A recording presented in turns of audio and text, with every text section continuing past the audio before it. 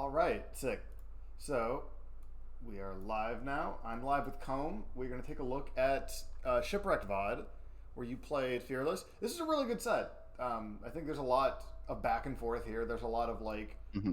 a lot of this section like combo theory, offensively and defensively, and then especially with the nature of y'all's characters, a lot of neutral interactions to mess with. Yeah.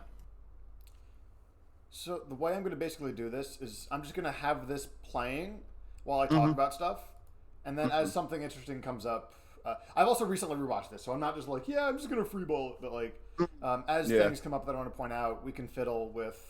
I can fiddle with the frame by frame. Oh yeah, that's right. The thing is not here yet, and then I have, as always, my trusty pen. I love that. It's a very fun application. Yeah, it looks very fun. All right, so something I imagine that you kind of, as a Rob player, you get a feel for immediately is Hmm. if someone can handle the top often, like can they use it themselves and can Hmm. they get around it in neutral? Hmm. Yeah, I like to test players, see what they do once I throw it out, and what their approach is. I think on that same vein of like testing players and seeing what they do, Mhm. you had mentioned that edge cancels were like a thing you do as a habit, but Yeah, I think they're legitimately good too, for especially sure. because Rob's aerial drift is bad and his back Yes. air is not a poking, or it's not like a great approach tool. Yeah, not really. The best thing is like sneeze, and something I need to do a lot more is sneeze instead of like the boost fair that I do. He'll have gyro and like Z drop in front of their shield and then like boost away bear like instantly. So like if they're gonna and I need to do that, I'm saying. But other than that, bear is yeah, not an approach tool, I agree.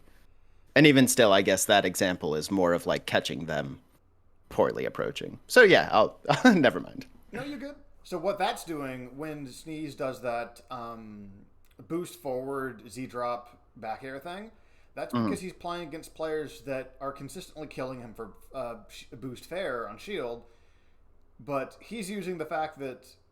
So I was talking about this with someone else the other day, actually, in a different session. So when someone's shielding, right? Yeah.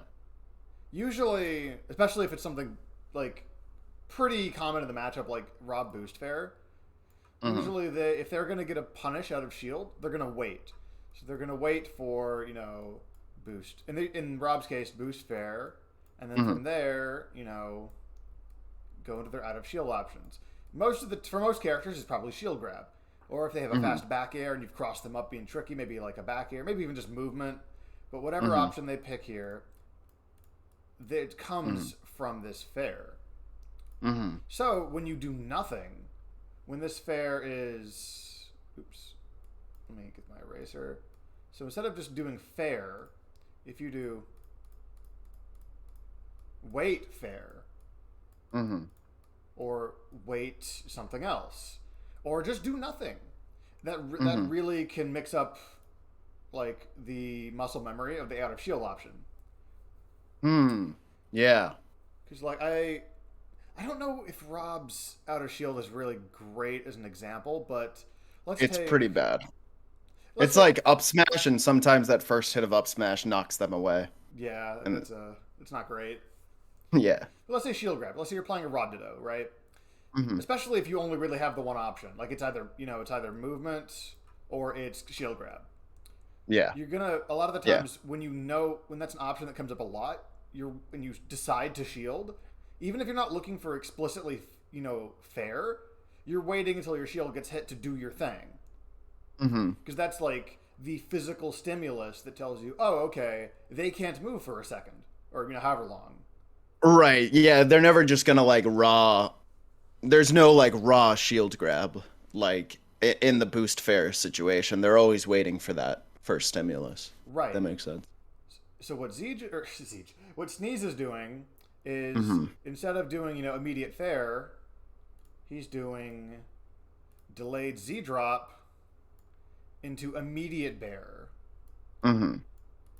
So that means that one, the delay, because they're probably looking for the fair, the delay is a lot safer than it looks like on paper. Mm-hmm. 2, because the out of shield is now trying to fit between the Z drop, the gyro hitting their shield, and the bear, they're Mm-hmm. much more one. The shield grab will probably miss. 2, they're much more likely to get hit by this really strong hit. He gets stage, he gets a kill, he gets whatever he gets. Right? Yeah. Much higher reward and much safer. Mm-hmm. But the reason he's doing this is because he's played against a lot of good players, and this has become a habit of his, where if he just does, fair, he dies. Right. So he's innovated a kind of a new timing. Because that's a Mm. lot of shield is timings, right? So Yeah. in this specific example, this delay, until it gets to a certain point, they're not going to change their mind. Yeah. Yeah, they're waiting. Right. But there is a time limit. There's a very short fuse of I think 3-ish seconds without doing anything in shield, and you die. You just shield break, the biggest punish the opponent can get, etc. You die at 60 probably. So everyone will have their own little internal clock and How long they hold. right, I've been shielding for longer than I normally do. Nothing is coming.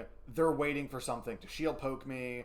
They're waiting for a panic option maybe. And then sometimes they go to the same option, but a lot of the times they'll just go to any option because they need to do something. Right. They're kind of panicking at that point once they've held shield too long. Right, because they realize I can't keep shielding. Mathematically, I'm going to get shield poked. I'm going to get shield broken. It's simply going to kill me. Mm. So it's hard to set up with Rob's boosts, but to get that long at least. But if you can, you can definitely get a little bit of this timing mix up.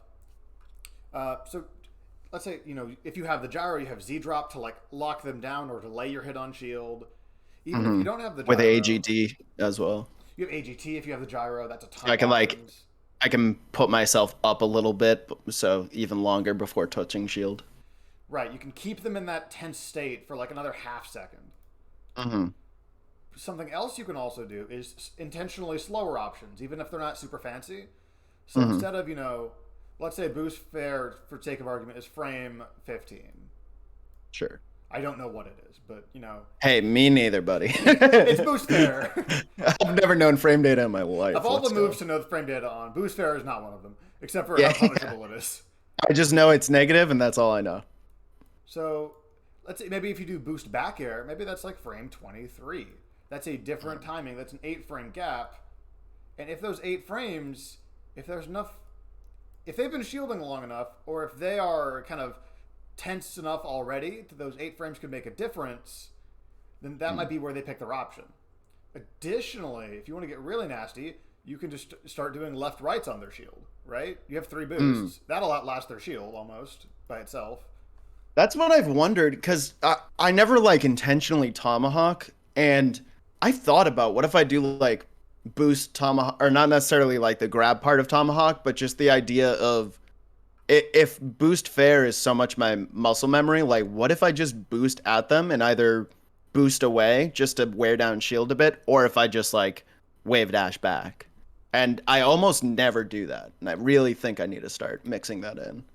One of the best ways to get new habits is to replace old ones. So if you don't want, if you want to move away from using boost fair as much as you are, try to replace. So I rely on that. So instead of doing boost fair, do boost bear, because one, it's safer, it's usually higher reward, or maybe do boost fair. So you in this example, he's kind of at the end of your boost. Yeah. So maybe when you come down, you can do a back air. That's a position where you can't get a boost fair if you do your slower thing. So you physically aren't going to go for it, right? Because the way that, honestly, the way shield works in Smash, there's obviously no highs or lows. The entire game is strike grab. It is. What do you mean by that? So the only way, this sounds really obvious, but hear me out.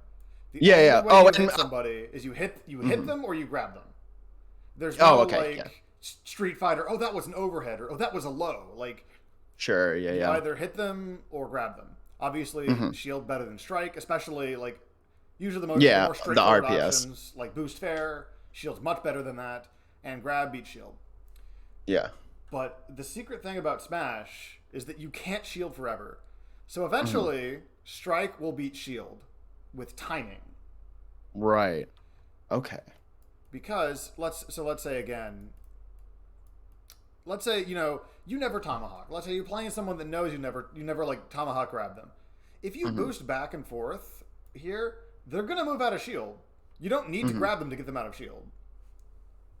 Right. Right. So now that you know that they are going to move out of shield at some point, the question Mhm. is, oh, are they going to move out of shield in the gap, before boost one bear? Are they going to move Mm. out of shield in the gap before? I'm just going to put a random number here. Sure. Yeah. Before boost one bear, boost two fair. Mhm. You know, are they going to move out between? It's like you can create all of these little holes Mm. because if they're looking for something for some stimulus and you don't Mhm. give it to them, they will have to choose an option on their own. Yeah. Raw. Right. And that's Mhm. scary. Like, for example, people are boost fair is bad because you can shield grab it. It's not great on shield. On hit, if it's dirty. If it's not stale, weak hit, sour spot, you can see it forever. Yeah. But also worth noting, I'm sure you're aware of this. Rob sticks his face out there, dude. Like, he's full Yeah. on horizontal, like Supermaning it. Yeah. He's diving in head first. But when someone's in shield, it's pretty rare that you get intercepted out of shield on your boost approach. Yeah. Yeah. I guess it's normally after. Because they're because one, if you're gonna fair, that's a much easier punish than trying to be brave and intercept something. And two, it's a little character specific, but Right. if they're not gonna intercept that, then that opens up all of this. All of this Mhm. all of this good stuff. This good timing mix ups. This good you don't even have to grab someone to make them stop shielding anymore now. You don't have to enforce the tomahawk. Right. Or Just that mix up enough is enough to make boost to alleviate the boost fair problem. right. And you know what happens when you start doing timing mix ups and delaying your stuff awkward amounts of time? They shield grab less. Boost fair works. Because they're getting hit by Yeah, boost fair yeah. again. Yes. So Ah, now I you needed can to just think kind of go about back to doing you're like, I just want that. to cover the space. And now they're going, Uh-huh. wait, no, I'm getting hit by boost fair. I need a shield. And then all this math comes back. Not really math, but like Yes. No, no, for yeah. I it's great to see even with these fake numbers and just these colors and like the idea of not boost fairing allows for this many options uh and how like not boost fairing will make boost fair better in the long run. exactly. It's I love that.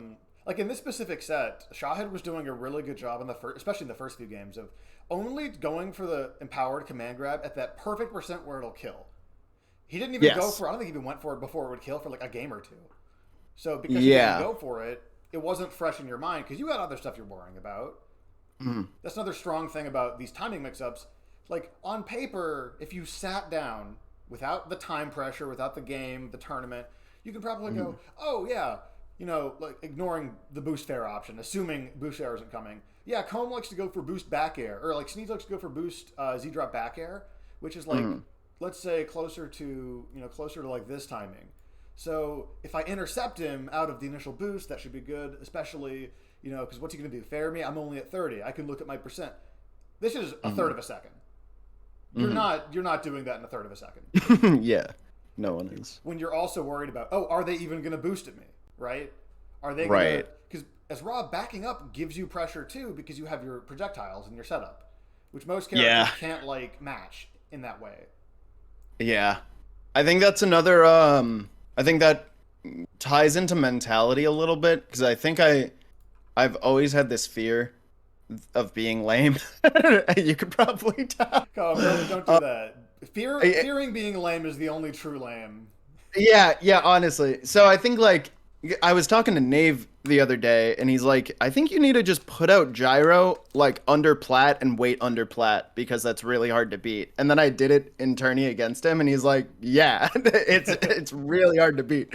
And I think that's also why I boost fares so much is I just want to be aggro. Mm-hmm. Yeah, yeah. So I yeah, I need to find better positions for what someone might call lame, but just like backing up and getting gyro out there is absolutely optimal. And I need to reframe my thinking to start allowing myself to do that more. Yeah, I mean it's optimal in the way that it is an option that increases your makes your position more valuable.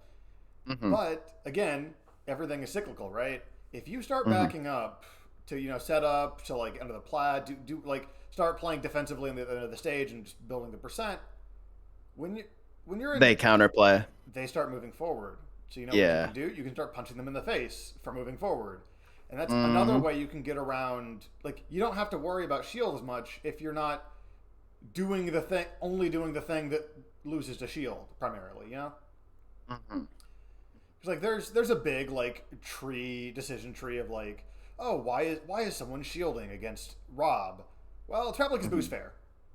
Mm-hmm. Because everything, or maybe down smash, because almost everything else is Yeah. like you can just intercept him. But those two Mm-hmm. options are really good at like checking, like, no, you need to shield sometimes. Yeah. In the same They're kind of good way chump that even checks. Rob, who has a bad shield, needs to shield sometimes, even without gyro. Yeah. Okay, that was a long ramble. Did that all make sense? Yeah, yeah, for sure. Yeah.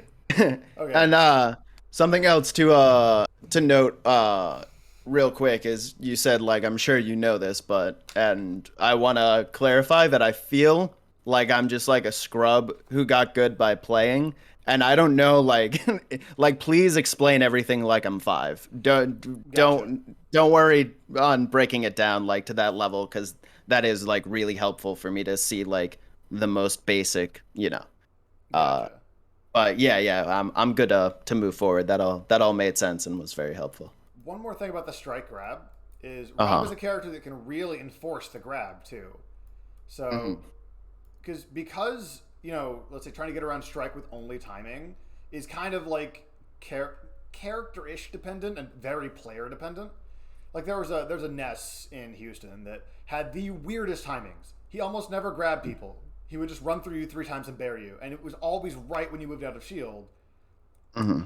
Similarly, with a character like Rob or Ness, who has really pretty solid throws, you Hmm. can when you grab someone, they get hit multiple times. That sticks out in their head. So Hmm. grab is also obviously a way to get around shield, but also to change how they play. Hmm. Because because like I said, shield is a really good like against the like level 1 of Rob stuff of boost fair of down smash, Yeah. But if if you start punishing them for that or putting them in like honestly, even if you get out of some positions where you're shielding for like a second and a half, it just feels dirty. You don't want to do it again.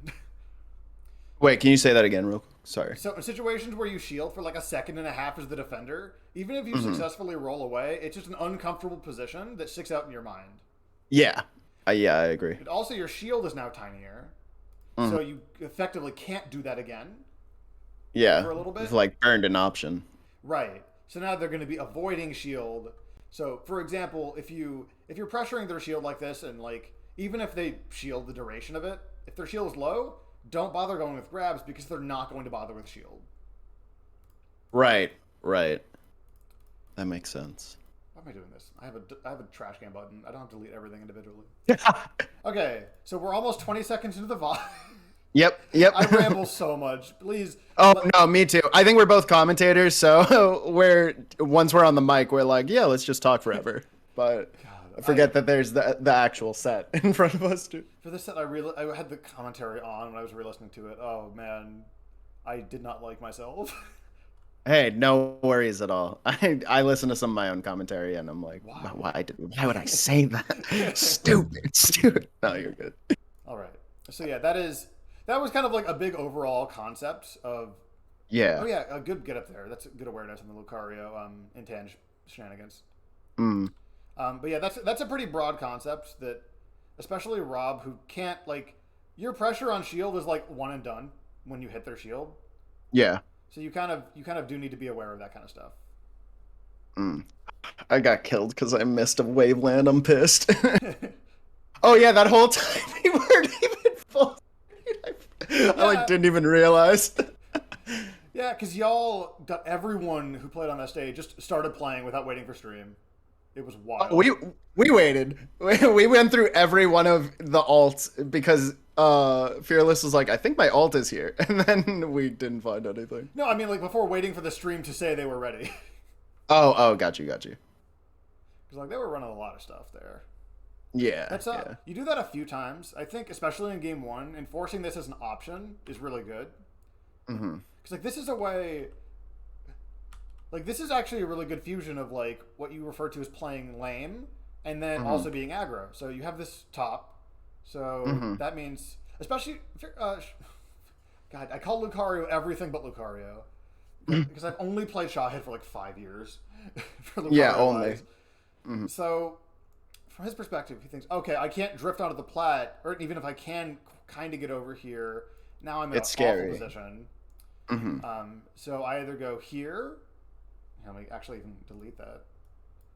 He either goes there, like right to the side of the gyro. He goes to ledge, or which you end up catching is, he does some combination of that and then down B's, but he has to do it where he'll land soon. So you can just enforce that death zone with up smash. Yeah, So even I though, like go ahead. I like putting out like shooting out gyro and then immediate up smash or Dacus. Not that that's always good, but like sometimes I do that in neutral. But there it was really good in the recovery sense or like limiting his options. Yeah, it's this like it's the extended reward for getting that up tilt is now. Hmm. Oh, he's kind of stuck There's there. nowhere to land. Yeah. Right. And with some characters, I think I don't remember know how I don't know how good Lucario's ledge dash is. It's pretty solid, but depending on character, going to ledge might be a better or worse option too. So like Spaceys, Yeah. especially with a risk, they're much more likely to kind of just go to ledge, get their 15 frames or whatever, and just come back on stage with it. Especially like Right. melee Right. players who are really really honed Yeah, they love the ledge in that game. because you have to. Yeah, it's the way to win. Because also ledge options are just worse in melee. So the characters that have a good one, it's more of a difference. Mhm.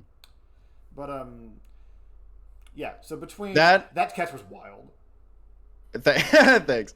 That's something that I need to stop doing uh is when I have gyro, throwing it out randomly in neutral to try to get an opening. Like he's at 0, he's shielding that gyro probably every day of the week, and now I just don't have gyro anymore.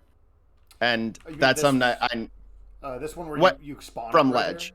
Oh, from ledge. Uh, Gotcha. Yeah, when I have it in my hand, which is like the best place to, I think that's better than having it out on the stage. And it's so often like I'll always go back and then throw gyro and then like find a laser. And I don't think that's ever really good, especially when they're at 0. And that's a habit I really want to kick is like wasting my gyro. Because gyro just puts Rob one spot higher on the tier list. And without it, it's bad. Absolutely. I think it's a really interesting kind of decision to if you want to have gyro in your hand or not. Like, Yeah. obviously, at certain percents and against certain matchups, I'm sure one way or the other it would be more favorable. But because Hmm. you get a lot better out of shield, you lose shield grab, but for the most part, gyro out of shield is just better. Not on reward, Yeah. on like hit rate. You also Yeah, and I summon can back also to move out of aerials. shield with GT. Yeah, that's true. You can have a hitbox and a roll at the same time. Yeah, it's like broken, and Oh, I've so done it's Mewtwo. crazy. I know how good GT out of shield is. It Very fair. confirms into a forward smash. Jesus Christ. Because he moves so far as he throws it that just Oh. frame wise, it's great. It's fucked up. So I think that might be something to look at for matchups, but that's not like that's kind of like a more specific thing. Like, oh, maybe against Lucario, how badly do I want like short hop fair in place? Because that's something Yeah. you do give up. Is those in place aerials? Yeah, that and jab too. That's your jab. I mean, like, yeah. Jab and I need to X jab more. Jab is crazy. Jab and and up tilt. Uh, Rob has some really good normals, I think, but I just like don't use them enough. Yeah, some of it is it's weird though because you have to be moving so much in this game, and especially as a very easy to pressure character. You got to catch people by surprise.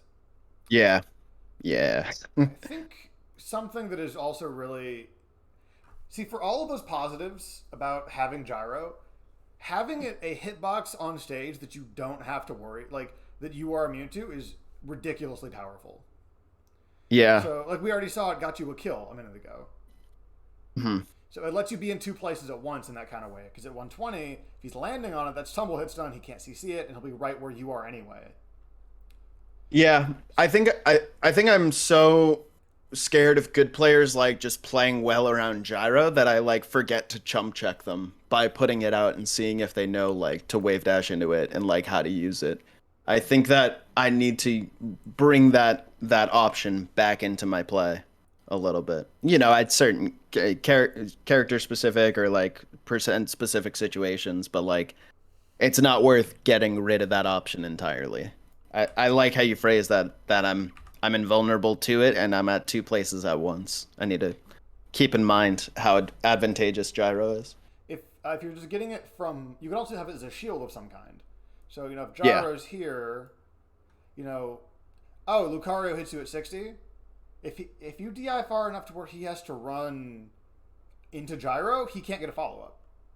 Yeah. So if he down tilts you, F airs you, he can't get like a running fair. He has to fair you and you're done. And maybe he has gyro now, but that's Yeah. most characters are worse at comboing with gyro in the air than without. Yeah. Maybe Puff Yeah, is that's better, true. but like that's an edge case for sure. I'm already beating the puff in the region. It's okay.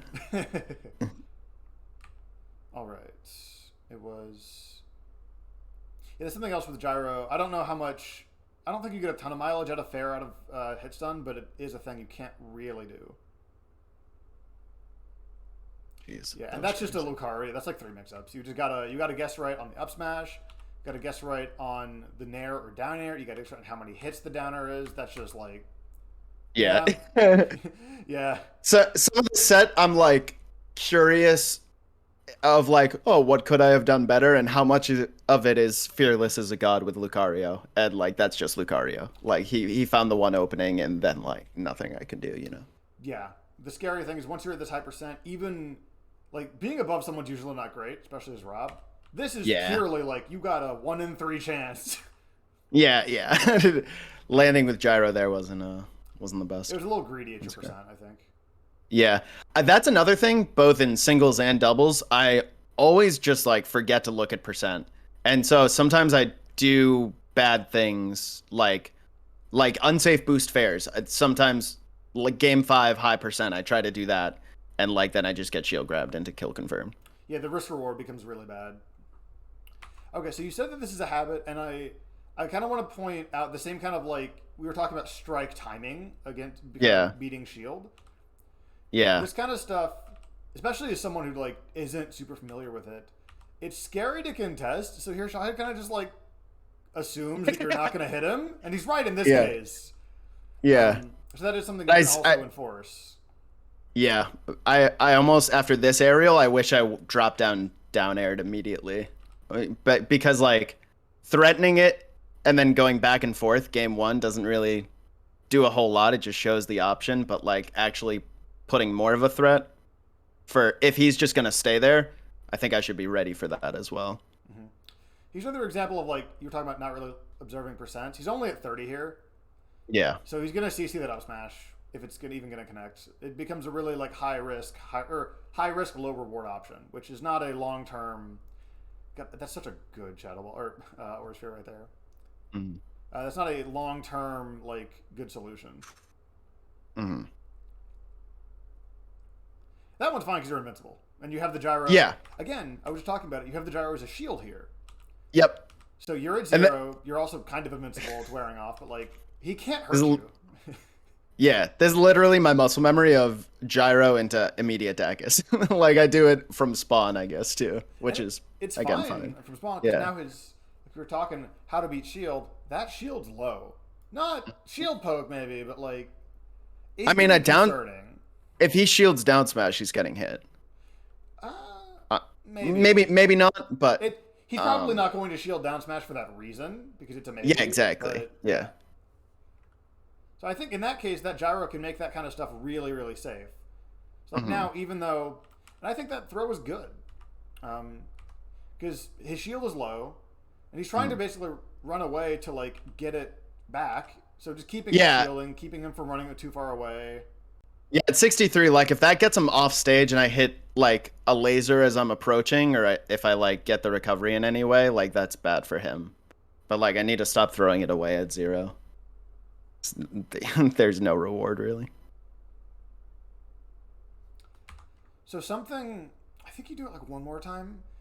I let him get back here, which is crazy. It's like pick one I mean, in this instance, right? You can either yeah. go off stage and fair him here if you think he's going to up B right there, or you could just take stage. But the boost, he's not going to go above stage. Yeah. This boost fair just puts you in a weird spot. Yep. I agree with that.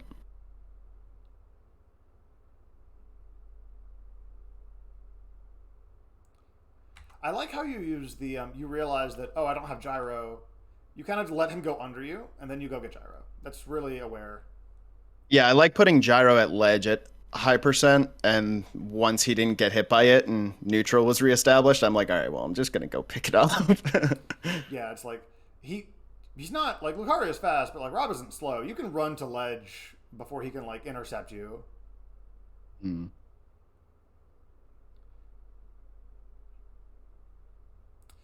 Okay, there's A dash attack. it's all good. The biggest thing is that you got a punish. You got him off stage.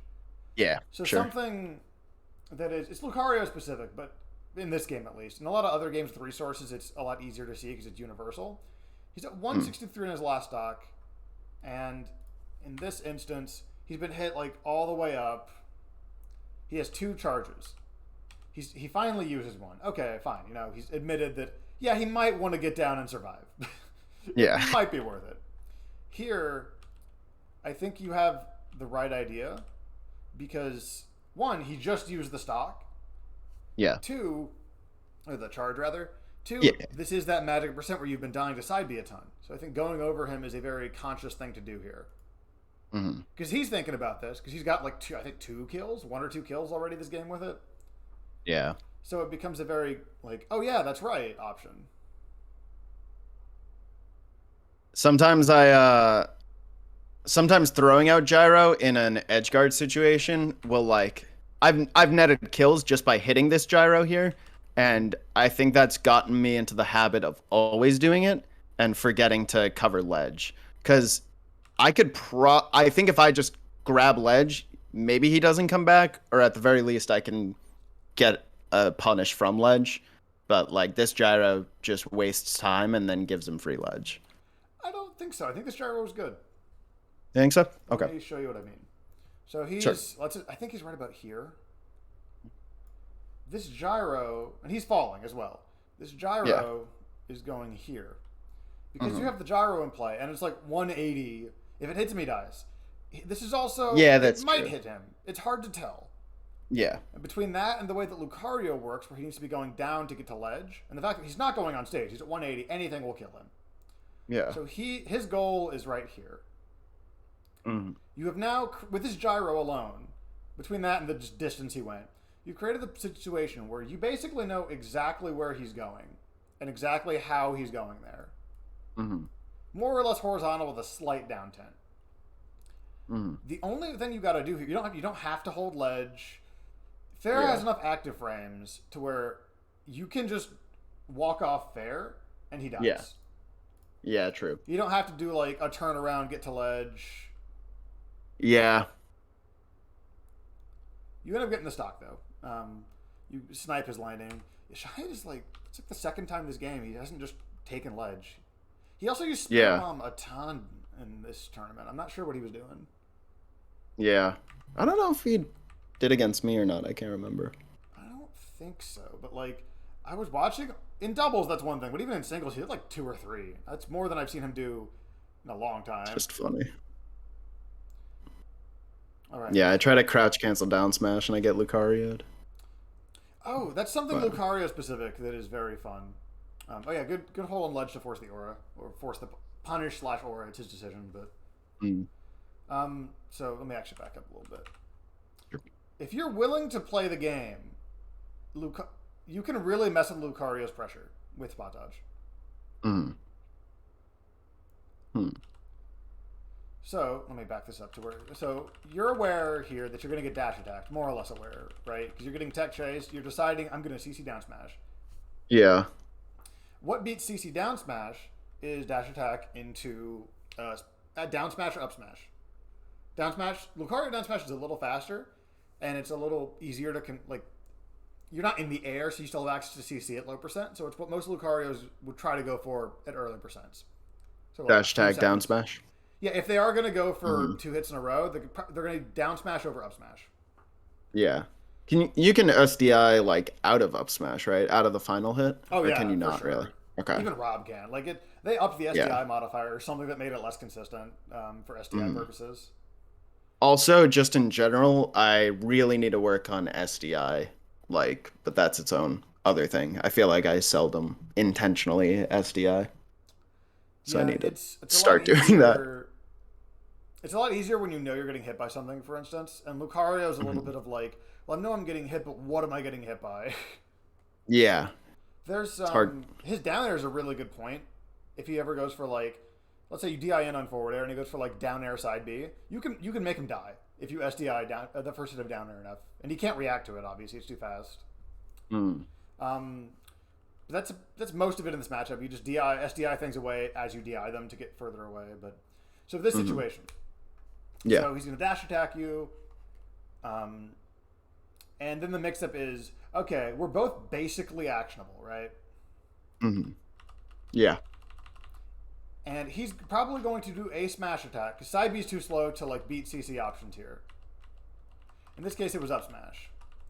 Yeah. So if he goes straight from dash attack to a smash attack, to down or up smash specifically, spot dodge will beat it, unless you're like super tall. And I play Mewtwo, so I'm not sure if there's anyone, maybe like Zard, or if he does it a little late. But if you want to make him stop doing this, his Lucario thing, you can enforce that game of like, okay, you've been hit by dash attack. Let me pick a different color. Sure. You've been hit by dash attack. He can do, anti-CC, which is down smash, up smash. He can do anti-spot dodge, which is at low percent kind of just like ASC into nothing, into like grab you or something. Yeah. Anti-spot dodge. And those are the only two things you got to really worry about. But there's not a lot of overlap here. So if you're willing to play the spot dodge game, which is I like that game a lot, but if you're willing to play the spot dodge game as Lucario, especially at low percent, you can get a lot out of it. Because down smash, you can punish with a shield grab, or with a grab after spot dodge. Up smash, same deal. Up tilt, if you spot dodge it, it's still a weird position, but it's a fresh chance to kind of like get away. Right. It's a new interaction, basically, that he has to worry about. Okay, wait, what is my new pressure string? Most people, rightfully so, don't have 2 pressure strings prepared when they hit you. Yeah, yeah, good point. And that means that they are a little more likely to go to their habits, right? Of like the, oh no, options. What does Shahid do? Because he can't dash attack. He doesn't have the time to really like get a dash going. I mean, I guess he could, but it's not intuitive. Yeah. And Lucario doesn't need to, like Ivysaur. So most Lucario players aren't. That's not what they go to. That's not their no option. Yeah. They get jab something for hit stun and just like to lock you down for a second, and then that goes into maybe the same thing of like anti CC or anti spot dodge. Sure. But because it's an no option, they're not like thinking about what to look for, as likely at least. Yeah, they're most likely just doing the one no option and then improving. Right. They're doing what their hands tell them to do. Because they're not, again, it's too fast. They're not thinking, they have spot dodged my up tilt. I am -2 here. Jab will still defeat Rob jab. I should do jab into side B this time. Like, it's simply too fast. So what they do is they go into habits. And habits are things players do unconsciously, which means that they're slower to change, and they're usually honed but not innovated, if that makes sense. Like up tilt or sphere cancel, something a ton of Lucarios do all the time. Mm-hmm. it's a habit out of some of the scramble situations.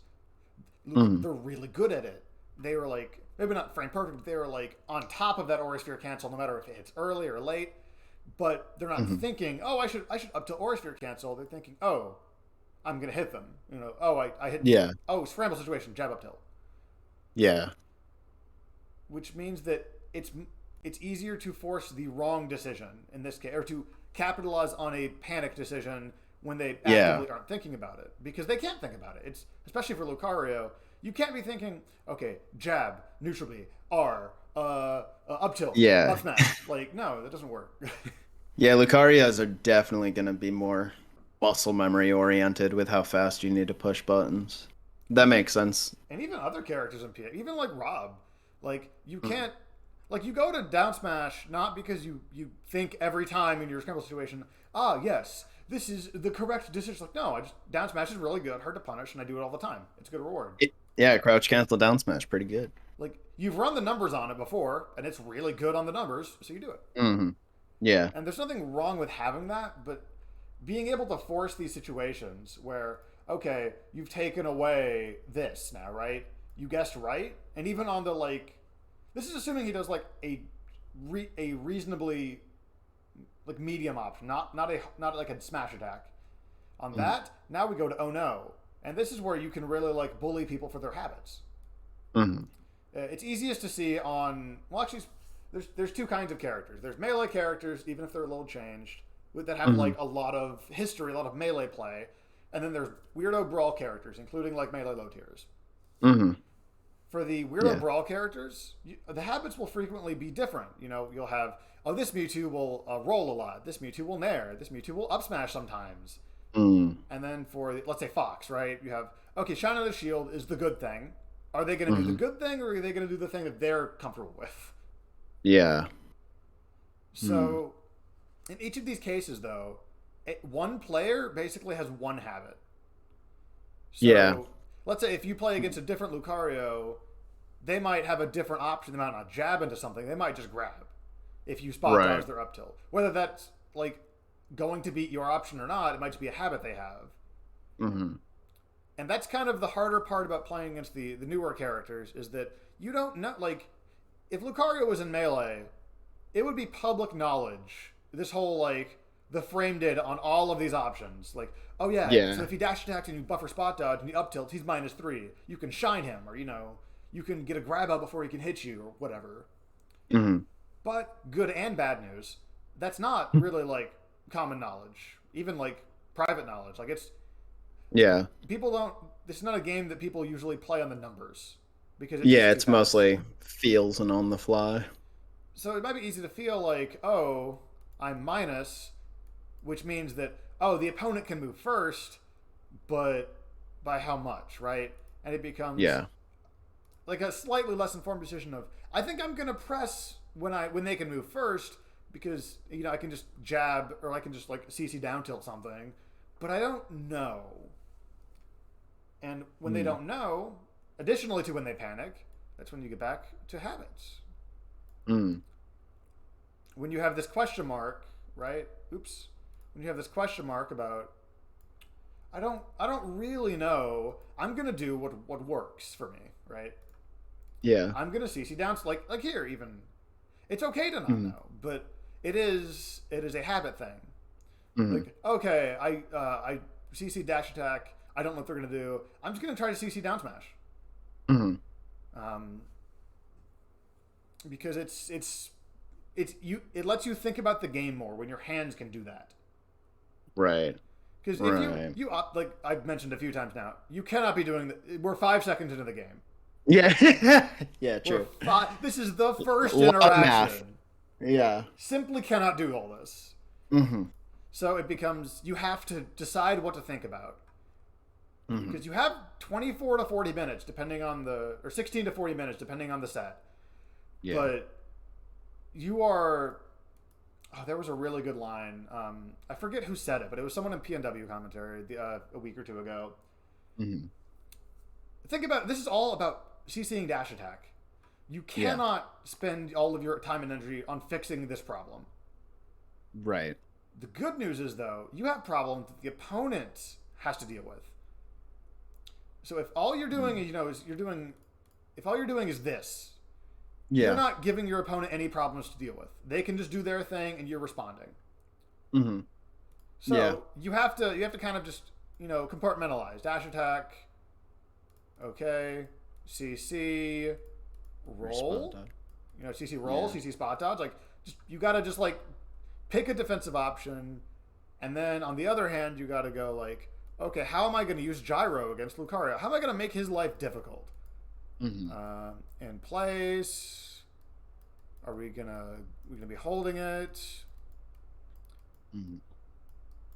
Like, because similarly, this over here is what Shahid has to worry about, and this over here is what you have to worry about.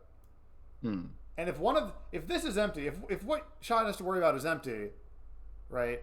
If all he's got to do is play his Lucario, then all of a sudden, this is going to get a lot more expansive. You're going to have to worry about a lot more, and you're not going to be able to start stuff. It's going to be the matchup will be like survive, and then maybe you go into a habit that ends up getting you a kill, and you can like reassess. But if you get stuck in this problem of like, especially against Lucario, like, oh, what do I do if he hits my shields? Like, you guess. That's just the end of the statement. Like, if you know the numbers, that can help you. If you've practiced the situations or are aware of the player habits, that can help you. But at the end of the day, you guess what they're going to do, and you do a thing that you think beats that. Right. Am I doing this again? Okay. Does that make a sense? I know that was another long tangent, and I'm sorry. No, that all makes sense. And I like the compartmentalizing it too, like the ability to break it down, but then come back and say like, how much is it worth the mental energy of expending this? Just like focus more on habits and letting my threats outweigh his threats. Right. So if this is like the pie chart of like 100% of your brain, right? All of your however much focus you can use when you're playing, this is all of it. Maybe like this much is neutral, this much is remembering character attributes. If all the rest of this is thinking about what do I do if Lucario dash attacks me, you can't play the game. Right. So you got to basically put that into a little box like, okay, here's some go-to options for when I get hit on shield, because it's gonna happen. That's fine. Yeah. And now you have all this for like, oh, actually, let me think a little bit more about how I'm gonna, mess up Lucario in neutral. What is where am I gonna put the gyro? How am I gonna make his life difficult? Or like, oh, right. if I do this edge guard sequence, I can punish him on stage or burn an aura. Maybe I can do that. And a lot of characters with these gimmicks, these character specific mechanics, but that's what gimmicks are. Yeah, for sure. It's not a negative thing.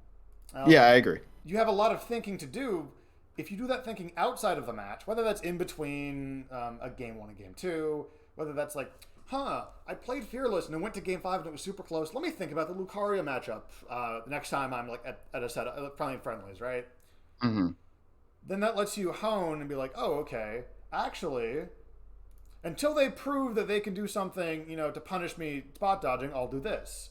And then I have a little more punish and edge guard, or whatever. The goal is not to make... The goal is to be able to play at like 80-90% of everything. That way you're not like... It's not like your neutral's amazing and your punish is bad because you don't know their weight class. But the goal is to be adaptable and then go, hey, let me actually back that up. Hey, I'm having a hard time with these dash attacks on shield. I'm not gonna focus on like punish right now. I'm gonna, Yeah. Let me use more of my brain for this. Exactly. Let me put this back too. Let me give it a little more think. Let me give it a little more thinking on this one. Then, and the best part is this is dynamic. So as you're doing this, so are they. So if we flip this, right? This could easily be, okay, purple is Shahid thinking, okay, what am I going to do when I dash attack Cone? Yellow is neutral. Blue is, whatever else. Maybe like, how much attention am I going to give my movement in neutral? Am I going to just dash dance at a uncomfortable range without really like having much intent? Am I going to actively bait a roll or like a boost fair or something? Things like that. Give me just a second. Yes, I know my own chat rules. Ban that. Did I misspell something? Banning a bot real quick. There we go. What? Go ahead. I was gonna make a bad Rob joke about baiting a bot. Never mind. Let's move past First that. time chat from viewer. Would you like to buy viewers? Go away. But yeah, because this is dynamic, this all changes. Maybe it's like, oh, okay, cool. You know, as Fearless, my stuff is working. I can just kind of like pick an option until Comb says that, you know, he can beat it. And then just, you know, worry more about my movement in neutral. How am I going to open him up? Aside from just like hitting shield. How am I going to get to shield? So because this is all dynamic, it all changes. And the fun part is you influence this for your opponent. So if let me get rid of this. Let's say you're doing really good at like defending against Ashadak, even if you're not punishing, just like getting out of the situation. All of a sudden now the focus is a lot more for Shahid, for Fearless, for Lucario on, okay, I need to make, this is my character's thing. I need to make these openings count. I need to really, this is where my focus needs to be. And that's how you get mistakes. Because now you only have this little bit for mixing it up in neutral, or for, you know, for dash dance timing mix-ups, or, you know, anything else, right? We can only think about one thing at a time, and humans can think pretty fast sometimes, but this is multiple minutes of, you know, someone else trying actively to fool you, let alone your own execution. So this is how people make mistakes. If you see some of the best players in the world, they still make mistakes on like edge guarding and stuff. Yeah. Because sometimes they get in their own head about it, where like, let's say like, oh no, you know, if they get back to stage, neutral's going to be really hard, and that bit overwhelms the rest of it. Whether it's right, whether it's, you know, correct or not, that fear, that kind of like, they're off stage, you can't be thinking about that. You need to be thinking about, how do I hit them with regards to maybe risk reward, or like, how do I end the stock? Like that's how you can see top Marth players in Melee. We'll just run off stage and dare. Like when it's last stock to last stock against Spacey up B, like they'll just do it. Because they are so practiced that they can, you know, they don't have to think about, oh, what if I miss and I die and I'm stupid, or you know, I should stay on stage. Like, nope, they are dead here. I just need to do the thing. Right. Okay, that was a lot. Sorry. It's all good. No, it's all good. All right. Okay. Yeah, that's also what forms habits. Like that little pie chart.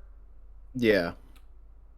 Is, oh, you know, especially if your character pushes you a certain way, you know, oh, I should just go back to neutral as Rob, right? My B moves are good. It's hard to approach sometimes. Yeah. My options are better at this end of the stage than near them.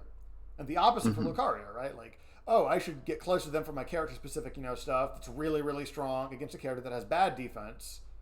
This is heavily formed by region, too. Like for example, Fearless doesn't have to play against a lot of spacies. A lot of his pressure is really good against characters with, like, out of shield. And he is more likely to drop a spacey combo than an equally skilled Lucario who has grown up in a region with spacies, for instance. Yeah, that's fair. That's not really something you can feasibly know all the time, but like coming back to Sneeze, you can work backwards from there, right? You see Sneeze, why does Sneeze Z drop Bear? It's because he's in a lot of players he's in a region with a ton of really good players who have really good habits, and he's abusing them. The habit of like not doing your out of shield early. Okay. We're gonna get more than 10 seconds into this one. Yeah. Yeah, like I said, I think that's a really good way to force that recovery there. Either he has to take the onstage punish, or that was unfortunate. Yeah, I can't believe I died from that interaction. Usually, like, side being there is so safe when they throw a gyro at me. I was so surprised I died there, but he was ready. And I think I DI'd poorly, but Yeah, so a tip for this, he could have side B'd you if he had an aura. When sure, back to yeah. ledge, DI on stage. Um, Wait, say again? if your back's on ledge, just DI on stage. Because if he Okay. up throws you, you go straight up. You don't die to side B, Mm-hmm. or at least, at the very least, it's like really finicky if you can hit ledge or not. As opposed to here, he could have side B'd you. He can bury Yeah. you. Versus if you DI, I say on stage, DI away from him. If he down throws Yeah. you, you get out or mostly out, right? Yeah. It's like you're gonna get hit if you get up thrown. So you might as well get hit on stage or make it as hard as possible for him to kill you. And then this was just like unfortunate on the back air because Yeah. it just reached your face. Mm-hmm. Yeah.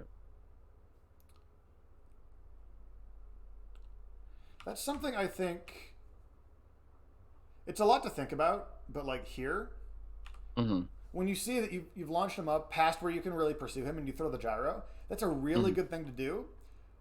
But I kind of would have liked to see you throw the gyro like here instead of to the right, instead of where you did throw it like over here. Two reasons for that. One, the platform is moving. By the time the gyro falls, there's a platform here. You lose the benefit of it falling because it's not on the it falls on the plat. Right. Two, this also, if you throw the gyro to the right of Fearless, you push him to the left, which is on stage. But if you throw it to the left of him, if he comes down like this angle, even if he hits you, even if he grabs you, start to combo, does whatever he does, it takes him a long time. Like he's not gonna nair plane you across the stage, right? Right. So you can kind of stay in this area and either make him take the risk, like am I going to get hit by a gyro? And at 80, that could be an up smash, that could be painful. Like that's a threat of a kill, possibly even. So that's part one. Part two is that simply it pushes him this way. It pushes him away from center stage. He'll have the plat, sure, but he has plat, he has ledge, but you have your space. Let me clear this. So if we're just going to draw vertical lines for stage control. Yeah. Even assuming he stays exactly in place, which is dangerous because Rob has the disjoint to like threaten that. Yeah. He has less than half the stage. Mm-hmm. And especially if he's caught, if you can get the gyro out, it falls down, falls off that plat. Again, it's now a problem. Like he can't push on the ground, so he has to short hop fair. Maybe he hits it and tries something to down B, but that's a risk he's taking. Like it restricts movement and gives you stage control in the moment. Right. That's definitely like a hindsight optimization though, because this Right. on stage for like 8 frames. Yeah, it's I think it's a good thing to note though is that sometimes I try my hardest to hit them instead of what you're suggesting, which is even though it's less likely to hit them, it threatens an option and forces him into a worse situation than like, do I get the glide toss hit or not? Absolutely, yeah. I need to think more about stage control in that regard. Additionally, let's say you hit him, right? This throw hits him right in his butt. It sends him over here. Not even that far. It sends him like right about here-ish, maybe. Yeah. Now what, right? You got 10%. Yeah. And he's going to fall whether onto the Reset. he has the platform. Yeah. He can freely like go this way, and you can't really threaten it. So in this instance, the suggestion I'm making is that as an optimization, I think that the stage here is more valuable than the 10%. Yeah. Yeah. I also think it's more likely to hit, but this is kind of an optimization thing as we can pause the VOD and be like, what are the possibilities here? What are the philosophical implications of throwing this gyro at him instead of toward him? Yeah, a lot easier in hindsight. Yeah. So like, this is not a mistake to throw it at him. I just think it's something that it can. It's an option that could have been better. Right. It'll set you up for that more aggressive playstyle that you enjoy more and that you're better at than kind of like patiently waiting. Yeah.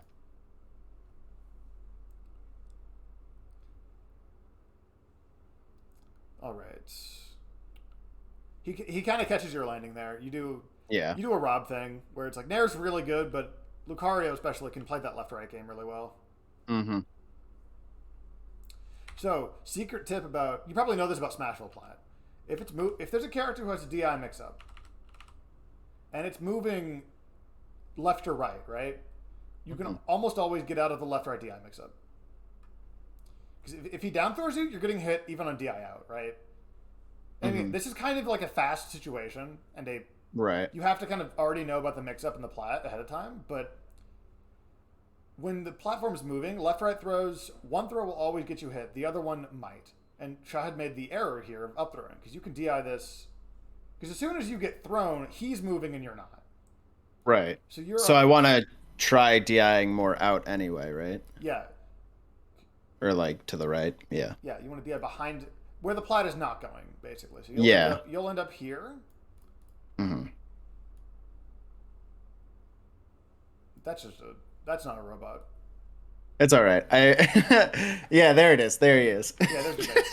that was not a robot at all. And then, but now he can move. He'll be here. Yeah. Which makes the follow-up like pressure at most in this case. The plat is like an optimization that you'll see some players kind of use it as a like he could honestly forward throw you here and maybe get something on DIN. That's how useful. That's how much the plat matters. Yeah. In this case, he only gets fair anyway, so it's not like the end of the world. But it is just something you can like try to be aware of and incorporate into any characters you play frequently. Mm. Yeah. Yeah. Sometimes you do got to just do the option, but he found a hole in it with the end of Nair. That was like 3 landings that stock that I threw out boost Nair, so I'm not surprised I got punished last time on it. God, that's such a good example of the gyro. That Z drop burned a stock. It took away one of his charges. It went right into it. It got you a tech chase. Like sometimes even just having the gyro out defensively is a really good way to make your like minimize risk, make your offense safer. Right. Yeah. So it lets you play that game that you enjoy more of, like, boost. Can't. No. Fuck that. This is okay. So bad. This is the same exact thing as that timing thing I was talking about earlier with Shield, right? Yeah. Because one, this is weird. You definitely no one's seen this before. No one's expecting this. Yeah. Okay. Cool. That makes me feel a little better. So first off, don't beat yourself up for this in the first place. But 2, basically, he just kind of said, "Hey, you're not going to swing." Yeah. It's that exact same thing as the when you go to boost fair. Every time it's like, "Oh, you're not going to swing, or you're not going to swing with enough timing to really get a good punish." Right. Thus, I can do this and have it not be punished. Right. You can kind of like. There's a concept in 2D or in fighting games called respect. Mm-hmm. It's a little bastardized in Smash, like most concepts, but it's a little different in Smash rather. Yeah. But the idea of the only reason this worked, right, is because you didn't press a button. You respected that if you pressed a button, you were going to get hit, or at the very least, he wouldn't be out here. Right. So basically, sometimes in Smash it can be used to mean like swagger or like cool style options, but it really is like, nope, I think if I press a button, you're going to hit me for it. So you don't. And in this case, he preys on that hesitation or respect. But it's something that you can use. It's like a state of mind and an awareness thing that you can actively use. Yeah. Oh, pro tip about that tech chase, by the way. Yeah. So, if you let me get here, because he has to be in the air. If you tech in place, he can obviously come down with an aerial. If you tech behind him, he can come down with a bear. If you tech roll away, it's hard. He can get pressure usually, but it's hard for him to get a true punish because his aerial drift is pretty meh. Yeah. And it takes him a minute to land. Oops, get that out of there. So that is like a minor Lucario thing to be aware of. Yeah, Rob's rolls or tech rolls are really bad, so that's another huge habit of mine is just always teching in place, and I need to uh, intentionally choose roles instead of just defaulting. Oh, thank fuck that game's over. I'm sorry. No. I mean, hey, we're here to learn uh, on my mistakes, but hurts to watch, you know. Oh, I know. Before four stocks to one, I'm like, what happened? It's Like, just so up. you see here, the way he hit you with this aura sphere was super fake. You could have done anything. No, but Yeah. there is a reason that that works because it's novel, it's weird, and Mhm. because Fair easily could hit you if you do something there, which would be the like, Wait, can you go back? I kind of missed the situation. with the aura sphere. Oh, with that. Yeah, I'm I talking got about you. with the aura I sphere. thought you meant on this next stock. I was like, wait, what? No. The Got aura you. sphere, it hits because one, it's weird, which is a Yeah, legitimate point in its favor. Two, Absolutely. like he could have killed you for pressing a button anyway. So Yeah. it was almost a style option in a little bit of a sense to call out your delay because Fair might not have killed. Yeah.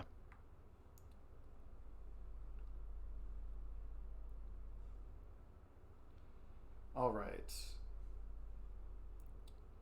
So I don't think I want to go through the entire duration of this. Yeah. If you're cool to stick around for like another half hour or so, we can start talking about some of your other stuff. Yeah. I got nothing. Sick. All right. So you mentioned you wanted to kind of go over your like mental aspects and the kind of like mental fortitude. Yeah. What can you? This is like a very personal thing, obviously. Sure. I don't want to like presume to understand. No, you're good. But like, for example, in that game where you were getting 4 stocked in your last stock, right? Hmm. How does that kind of like? How do you take that? Like, how are you doing?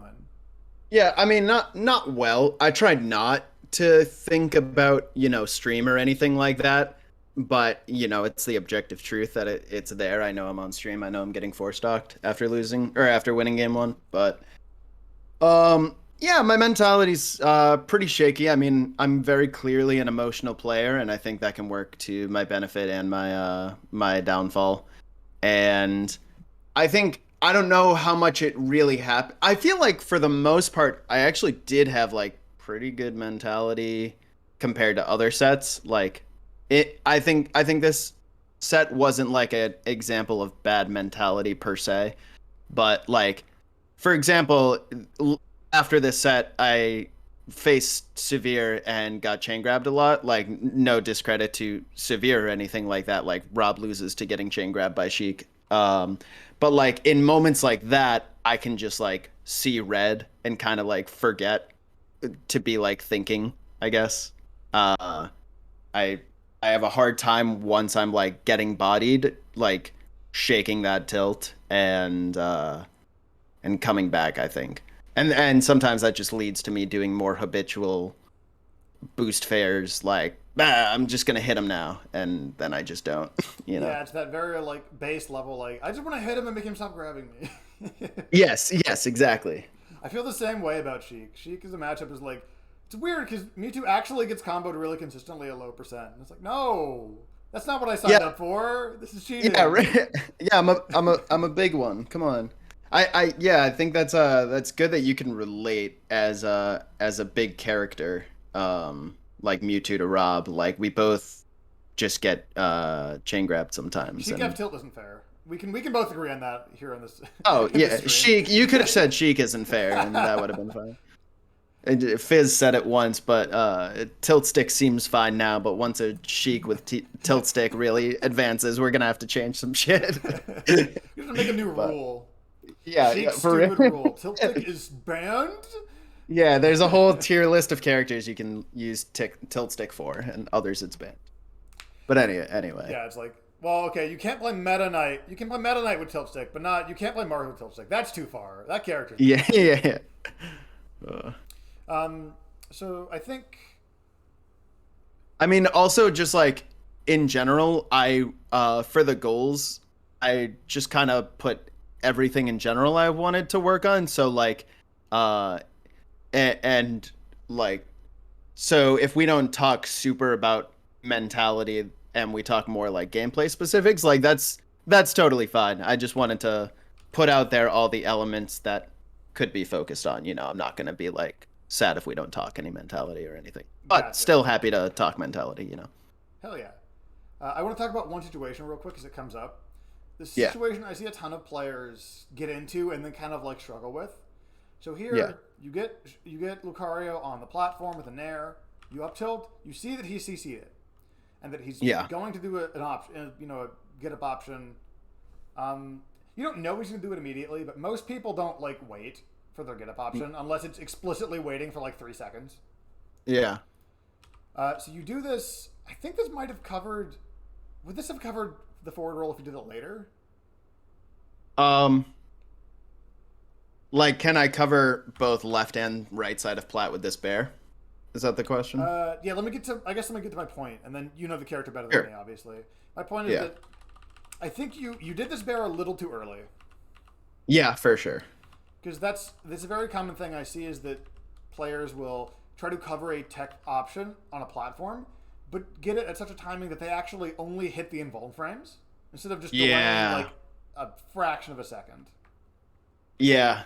I think also that bear was like an attempt to edge cancel, so like I rushed the timing on it. I was thinking like, well, this covers this and then I can get out quickly, and yeah. I think I'm Gotcha. definitely prone to doing that of doing bad timings on situations like these. Gotcha. Well, so long as you're aware of it, because it's not like, there are options you can cover with this timing, but it's mainly, when I see it, it's mainly like, oh, I want to hit them kind of like that base level. Like, you do have to respect the numbers a little bit on like, oh, roll is only vulnerable at the end once it starts. Tech in place, equally only vulnerable at the end, but if you're covering only tech in place, you got to cover with like, you might as well get a more specific option, etc. You know what I'm realizing is because like the entire time once we paused and started talking about this situation, I started thinking, I probably should have used Nair, just because like the fact that spins in a circle and could cover both if I time it right. But even thinking more now, I feel like in situations like these, unless it's Metal Cavern platform or Smashville platform, I feel like I should wait underneath and short hop up air or short hop like boost up air, because up air covers both sides very quickly. But I laser focused on getting a read instead of covering options. I think that there's a time and a place for reads, and there's a time and a place for option coverage. I don't I don't know a ton about Rob's combo structure. Does Yeah, up no air worries. give you a ton here? 20 Um. on a plat. Does it tumble? Oh. No, I don't think so. Okay, I think I I don't think it's the weak hits done. I So maybe I not. don't think Yeah. up air would be. I don't think it would be great here. I think it would I definitely guess get he's there. at Yeah. yeah maybe like lower percent. Uh, uh Up air is not gonna net as much, but so maybe Nair would have been better in this situation if I can time it right, because Nair will like at least pop up, but like up air, he'll be sliding left to ledge, or he'll be just like center stage again, reset. Right. You can also just land on the plat down smash if you want to cover all options with something that's a little better of a combo starter. It's crazy. I never even think to do that. That seems like an insane option. Me either. It's Yeah. part of it's because I play Mewtwo and his jump to plats are really slow, but Mm. it is just like, yeah, it's a good option. Yeah, he yeah, spins. yeah. Down smash. I mean, I use it all the time in neutral. I think I need to start using it more, in like in situations like that. It's rare that I like go somewhere to down smash. You know. A lot of I think characters that have really yeah. good like moves that hit on both sides usually don't have the best jumps for that. Like Peach can't easily jump to a plat and down smash, for instance, Right. unless it's like Fountain. Yeah. But That's Rob different. actually has that initial jump that he can do that. It's pretty solid. Yeah, I should start experimenting with that. Um, Seems really good. but yeah, I think in general, I don't think trying to make a read here is wrong because Yeah. like the numbers are in favor. Like the reward is tempting. Yeah. One, you need the like if he was at 80, I think the up air would be maybe not the best thing you could do, but like if you want to just take the up air, that's super good. Like that's Yeah, perfectly fine. especially if I have laser, but I don't even know if I do. Right, in this hypothetical where he's like at 80. Yeah. But Yeah. I think here, trying to. You have an option for reward that is zero risk, right? Because he can't counterattack you here. Unless you kind of get hit once off of like your edge cancel bear attempt here, but that's a weird outlier. Yeah. So because the option is zero risk, because he can't counterattack you, you only really have to think about the reward and then the likelihood of hit. You're talking specifically about the bear that I do opt for, right? Yeah. Okay. Where you kind of both of you edge cancel because of it, and he got I Yeah. think he gets a bear, and it's like it's a hit, but even then that's not like death at this percent. So basically, instead of risk, you are now only picking from these two. So you have, Yeah. let me go to pink, that's easier to see. So you have Nair, which is pretty high reward, pretty decent chance to hit, at least on like left and in place. Yeah. You have Because down if he smash. rolls too, then late hit would hit of Nair. Right. Or if he rolls right, yeah. Yeah, and then you have, that's actually might be better to combo, even if it doesn't tumble, because you have so much actionability after that. Right. Also, exactly 420, let's go. I noticed that when you started one of your sentences, and I was like, no, I should wait. This I seems don't want to be important. immature, but no, screw that. No, I looked up and saw, wow, exactly 420. What are the fucking How did chances? they do it? This is really a comb set if I've ever seen it. So like when you're listing your options out here, right? Like maybe like up smash or up tilt, Hmm. and then we'll end with up air, right?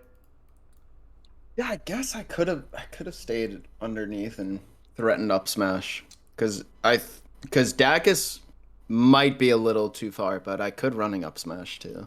Yeah, especially if you like move slightly to the right, you don't have to Dacus, and you can cover either direction. I think that's also something I super need to, just as like a side note to myself, these things I need to vocalize on a Yeah. training session so that I like start doing them. So I almost never running up smash because I'm just used to Dacusing or up smashing in place, and I'm cutting down on my options by not implementing that. I really need to find more spaces to do running up smash to cover like the in between. Right, because then you can effectively threaten this space a lot better, and it's not Hmm. like a safe, like it's a subconscious safe space of like, oh, I'm not going to get up smashed if I go in between the two zones. Right. Um, yeah, and we don't have to talk about the exact reward and hit percent Sure. of all these, but like it's like something to think about is like, oh, Nair's pretty good on both. Down smash, if you're comfortable with it, pretty good on both. Like, Yeah. and there's the minutia of differences, especially based on like weight class and percent and stuff, but it becomes like you gotta try to pick a good option in the moment. And Bear's kind of low on both, right? Because if you send him off stage, Yeah. that's good. But even if you hit him, if you roll to the right, he's on stage, and it's also lower hit percent because it's less active. It requires more precision to hit to the right. Hmm. So, and there's no I would say that Bear probably isn't a great choice. But again, hindsight, where we can stop the game. Yeah. In the moment, Different. in the moment, you make imperfect choices, and that's all. That's the cool part. Yeah. But of these, you can run the numbers individually. Sure. These are all pretty solid options for different reasons. Yeah. With the caveat being like at a higher percent, probably Yeah. only. But regardless, like these are all more likely to hit, and for the most part have better reward, Hmm. and also don't have to require as hard of a read as back air because of the active frames or because of the like startup because for various reasons. Yeah. Hmm. So these are things you can kind of like think about. Like tech chases are easy situations to think about because they're situations where the risk of getting hit is like super minimal unless you make a really weird mistake. Hmm. Like Yeah. and even then that was kind of I don't want to call it your back air mistake, but that was like a weird interaction. You only got hit once. Like you took like 14%, and that's fine. Yeah. I think cleaning up my tech chase situations is something I definitely need to do. So I like that we're breaking this down because sometimes I just like go for the read and then it doesn't hit and I just think like, oh, missed the read. Oh well. Instead of like, well, do I always have to go for a read? Because I'm super a read based player. but I need to find ways to widen that play style to incorporate both, I think. Right. And sometimes, mathematically, the read on back end there is just not as high reward. It's just getting the hit, almost guaranteed hit, at least. Yeah, I'm honestly a little surprised like that I went for it. Like since it's not a great option, which shows that it's purely just a read. Like I decided there's no way he does anything else, which is not good. Right. You kind of lost sight of like, Like, well, why are you picking the option? Okay, one, yeah. because you think he's going to be here. Two, because he'll put you in the best position. You kind of focused on like, oh, I think he'll be here, Hmm. without acknowledging, oh, there are things I could do that would put me in a better position. Yeah. Yeah, I think too short term sometimes.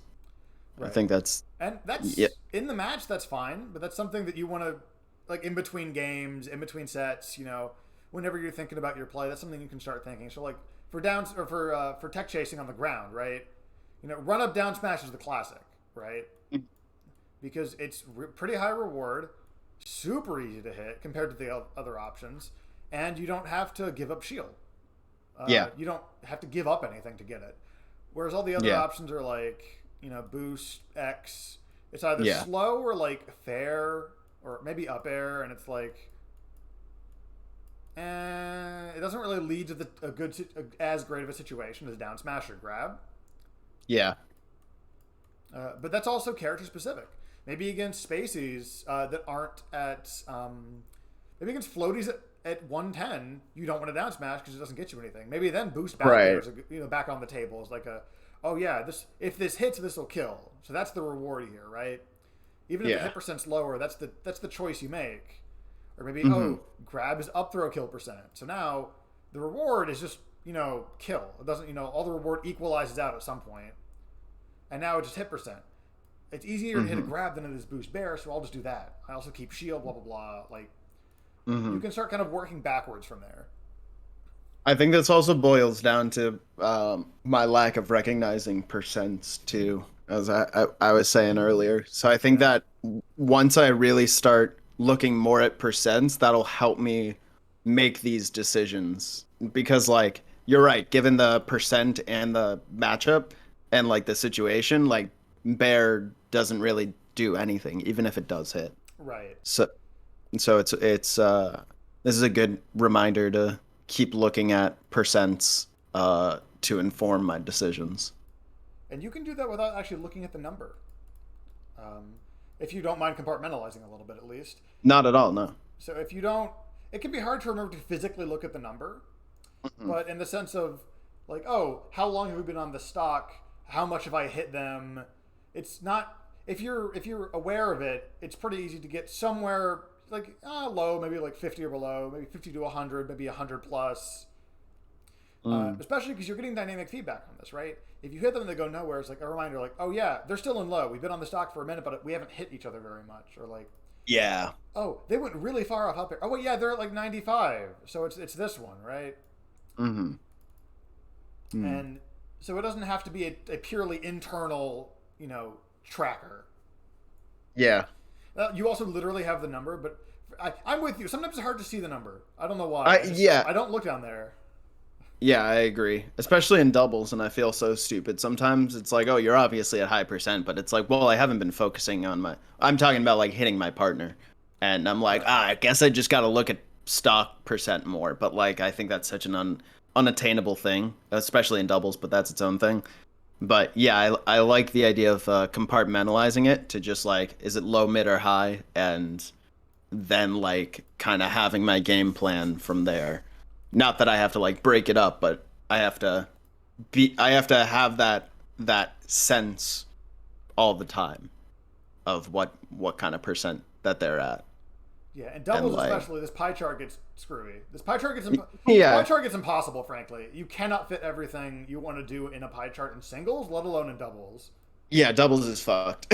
So here, like, if blue is like punish, yellow is teammate awareness, green is like surviving. There's simply nowhere left to look at stock sometimes. Yeah, yeah, exactly. But here I'm gonna go ahead and resume. Yeah, for sure. As a general kind of thing, you pick and choose what you want to focus on, both as like a conscious thing, like, oh, I want to be more aggressive, right? And also, that was such a good late up air. God, This is. this dirty. Wait, do I win this? I think I win Yeah, this. you get this off the combo too, all off of that fair up air. Let's go. Let's. This is the worst feedback ever. Because, like, yes, wait. Fast forward to where I win. Yes, let's watch it. No, but this is a really good like punish, because you catch him because he had hit you with this already, where you whiff the aerial from ledge. He's been whiff punishing your aerials a ton. You get this up air out. Is that literally the frame before you land? And by I feel like I've never done this up air in my life. I don't know how I started it. Oh, this is definitely meme material. Like that's the frame before you land, 100%. He's literally touching the ground. He's phased through the ground, but yeah, the up air like character model is very contorted and weird. So I got to do that more when landing. This is a really good example though of when you're in a combo. You're a lot more used to being aware of like what will go into what. Oh, Leighton Harrison's almost nowhere. We're on a rising platform. I can down throw, and because we're on the edge of a platform, I can side B up air. And now I'm gonna read the jump. Nope. Okay, let's go back. Toss this out because cool. They ran into it. They get to ledge. That's fine. Bait out the option, and then this becomes really hard to contest spacing wise. Yeah. And that kills. So like when you're in the combo, it seems like you're really comfy with like running those numbers and being like, okay, what puts me in the best position? Yeah. Yeah, Comb and a combo and Comb and neutral are two entirely different players with like 3 years a difference in experience. Like I can hit combos every day of the week, but like neutral interactions or just like slowing down and tech chasing, that can be a lot harder for me. You know, that's a good thing though, that you're so comfortable with those combos, because now it means that, you know, if yellow is combos, you can kind of just have your hands do it. Yeah. You can think about it a little bit, sure, for like, oh, I think they're going to jump, but then your hands can do it, and you can worry about, you know, more neutral situations. You can worry about maybe tech chasing and like risk reward versus how likely to hit, things like that. Like you can run more numbers because, you know, a lot of this is your hands. I use hands and subconscious a little and muscle memory a little interchangeably. Yeah, understandably. Because like when you, it is all the same. The pie chart is your head, and muscle memory, subconscious, whatever is your hands. What you do without thinking is your hands. Yeah.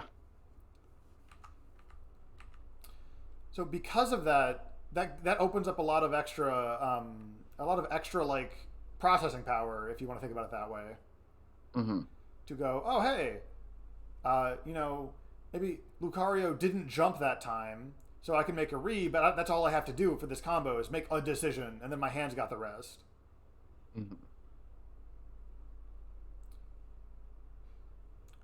He's really committed to DIing those fairs in. Yeah, I love that. Yeah, bears or dare. It's not the move there. Like it could work, but at the same time, you also could just cut off. It's so read based. Yeah. Well, it was read based. You were also correct. Like. Yeah. It's not the problem. Is not that it's read based. The problem is that it's slow, and you were. This is you being right. Yeah. I swear I'm sick. Rob just sucks. No, I'm just saying. Sometimes you can go for the like more likely to hit, slightly lower reward fair there, because you got the frames on it for sure. Yeah, true. Drop zone fair is hitting. Yeah. And honestly, even if I do hit that, I'm down a boost and he can meteor cancel. And so it might not have even been the best net, even if I do hit the sickest boost air of my life. Like the sickest boost air of your life so far. Yeah, good point. But yeah, sometimes it's especially based on percent. Like one, you're Rob going off stage. Two, he's only at like 70, and he doesn't have his jump either. Because he's trying to get back kind of fast. Yeah. Because he CC'd that bear, which is bad for him. So, like, he's not going to get super close to ledge that you need to, like... He's not DK where you're like, oh, he's going to come back all the time unless I kill him. It's like, no, you could just hit him. I forget what it is. There's some Twitch channel I watched where, like, whenever they're in, like, a tense, like, set, everyone starts spamming some, like, waving emote. Just hit him! It's that kind of like that low level panic of like, oh, I Yeah. gotta. Sometimes, or when it's not the low level panic, sometimes it can be the right option. More specifically, Yeah. like just taking a hit, especially off stage, is good. Like you play Rob, you know how dangerous it is sometimes to just get hit in any capacity off stage. Yes, absolutely. Even if it doesn't take anything, it puts you in such a bad spot. Okay, I mentioned this on commentary. Smash hits, baby. Let's Okay, go. honestly, the CC down smash not the worst thing in the world. I get it. Yeah. Not Yeah, the I'm at 0, so it's like pretty low risk, but it's so funny. So no, this side B. Yeah. Ironically, if you down smash, you'd have punished him here. Don't I? No, I don't believe so. I think you shield or spot dodge, right? Oh, really? You shield and then down smash, and you still catch him doing something. You flicker shield. You try to L cancel getting thrown to the ground, and then you down smash. Yeah, this is just a Lucario thing. Before side B tumbled, you could just hit him. Like he shouldn't be doing that. He simply should not be doing that. Gotcha. That percent at least. Right. So that's also one reason that these down smashes aren't as silly as they seem, is because if he's hitting you out of the air, he has to side B there, or else he gets down smashed. Yeah, that's a good point. So you were actually the big brain here. Yes. I feel like that's my whole MO is doing like small brain like unga bunga in just like big brain capacity. It's like, well, actually, if you consider all the factors at play, the C-stick should be the button I press the most. Yeah, dude. I've Okay, what was that? That aspect was weird. I'll call you out on that one. This one at Ledge was just like weirdly hopeful that he was going to jump into it in the weird way. Wait, can you back up another 5? I want to see that again. So I'm curious too. Why I even It thought almost looked that? like run off dare a little early, but that's a weird space to do run off dare. Yeah, I really don't know. If that was intentional, it was bad. But even run off dare. I mean, I did just go for run off dare before, so I wouldn't be surprised if I'm like, oh, I missed it before. Got a hit. Yeah. Oh no, don't do that.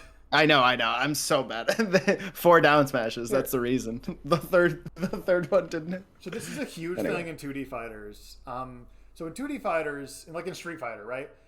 Some characters can throw fireballs from their hands. It's a pretty good move. Yes. It's a motion input. You got to go down, forward, and a button. Sometimes you just mess it up. Even the best players in the world, sometimes they just mess it up because they're thinking about a billion other things and they've been playing the game for 20 years, but like, oops, I made a mistake. It happens, right? Yeah. So they get like, they just get a jab or like a punch. It takes a ridiculous amount of mental energy to not just do it again. Yeah. Because there's this little voice that says, they don't think you can throw a fireball. They don't think you can do it. You got to do it again to make sure. It's like, no. Yeah. No, we don't. Yeah, I gotta shut that voice up. If it helps, if you, for me at least, if you just make fun of it, it helps a lot. It's like yes, I can boost fair. I've been doing that for 5 years. Of course I can boost fair. Shut up, right? Like. Yeah. I don't gotta prove that to anyone. Like the amount of times that I've messed up a teleport and just done like short hop side B into like, no, I'm just gonna run. They're gonna expect the teleport. It's fine. And they just wait for the teleport. It's like, oh shit, they're just gonna hit me. Okay, I gotta play the game again. Okay. Guess I gotta think. Oops, all thinking. That was a really good Z drop because it's that same kind of timing thing we were talking about earlier, where you put this pressure in front of them. This is what Sneeze does: is drops it right there and then does something out of it. That doesn't even. And okay, I say this. It's still a really good thing to do. But when I say this, it does not cover a significant option. But it looks like it does. Yeah, it's scary. So even though all this is really just extremely delayed boost nair, having that there makes the perception of it different, right? Having gyro there or having nair there? Gyro.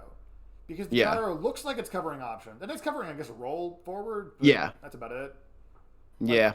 There's nothing protecting you from him just fairing or up airing you here, but still, people. Yeah, good point. And I'm not saying that to say that you shouldn't do it or that it's a bad thing to do, but the opposite. But do it. Yeah. Oh, what a good laser. Love the soft laser kill. That shit's awesome. Is that sometimes even doing pointless things or things that seem pointless can mess with your opponent's perception. Yeah. Oh, that grab on the down tilt was wild. Yeah. Fucking. Don't get me started. So like, let's say if you're ledge canceling, if you're doing your, let me see if I can back up a little bit to where we have a better camera angle. That'll work. So if you're doing your, your boost ledge cancel stuff, Yeah. sometimes even just using different aerials can make people not even just subconsciously hesitate because like, wait, that's new. It's not really new. Like if you Yeah. do, boost cancel up air versus boost cancel like fair, it doesn't change anything if they're like under here. Yeah. But it gets them thinking. It gives them more information to process, even if Yeah. it's junk information. Yeah. Like you can't not see what they're doing and still be playing the game effectively. Yeah. In this case, I mean, like I like that idea of overwhelming them with information because I think that's the intent of a lot of what I do is just like weird gyro placements or weird movements, weird boost patterns, all to just kind of like mix them up and keep them afraid of stuff, but like never really thought of it that intentionally, of like just kind of overwhelming them with junk info. usually it's just like a small optimization on something. Like if you're not expecting it to hit anyway, like Hmm. why not just use a different aerial sometimes so they have to worry about it? Yeah. Yeah. Because it's again, this is preying on habits, right? So the Hmm. way that those are decent eyes. Yeah. Pretty good. The way that people get really good at this game and they form good habits is they see, oh, they've done back air 4 times in a row. Hmm. I go around back air, I do anti bear thing. Hmm. And then they don't have to think about anti bear thing because they have the anti bear thing in their head, right? Yeah.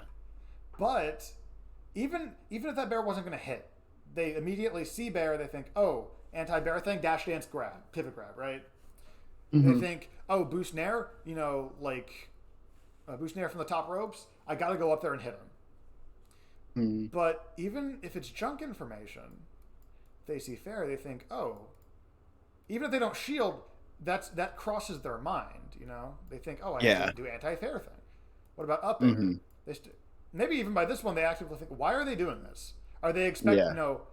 they have to figure out your intent here. And if you don't have an intent, that's energy. You basically are winning the focus war in that way. Yeah. You're Hmm. expending 1% going like, haha, funny move, edge cancel. And they're spending like Absolutely. 5% like, what does it mean? Yeah. That's a good point. Plus, it also keeps it light. Like, it's fun to just sometimes be like, I don't know. I feel like edge canceling with a different move that doesn't do anything here. It can help Yeah. kind of It like is fun. loosen I up a love little it. bit. Yeah. I should keep that in mind. The how much information I'm putting out there and like the intentional um mixing up of it. Exactly. Same thing with the gyro. Let's say, right? Let's say so he's respawning, right? Let's say you Hmm. toss gyro up. You don't have any intention of this hitting anything. Absolutely Let's not. No. They don't know that, so they start using 5%, going like, wait, how was that a smash toss or a tilt toss? How long is it going to take to come down for either of those? Is that gonna Hmm. can I CC it? Will I be in a place to CC it when I don't know exactly when it comes down?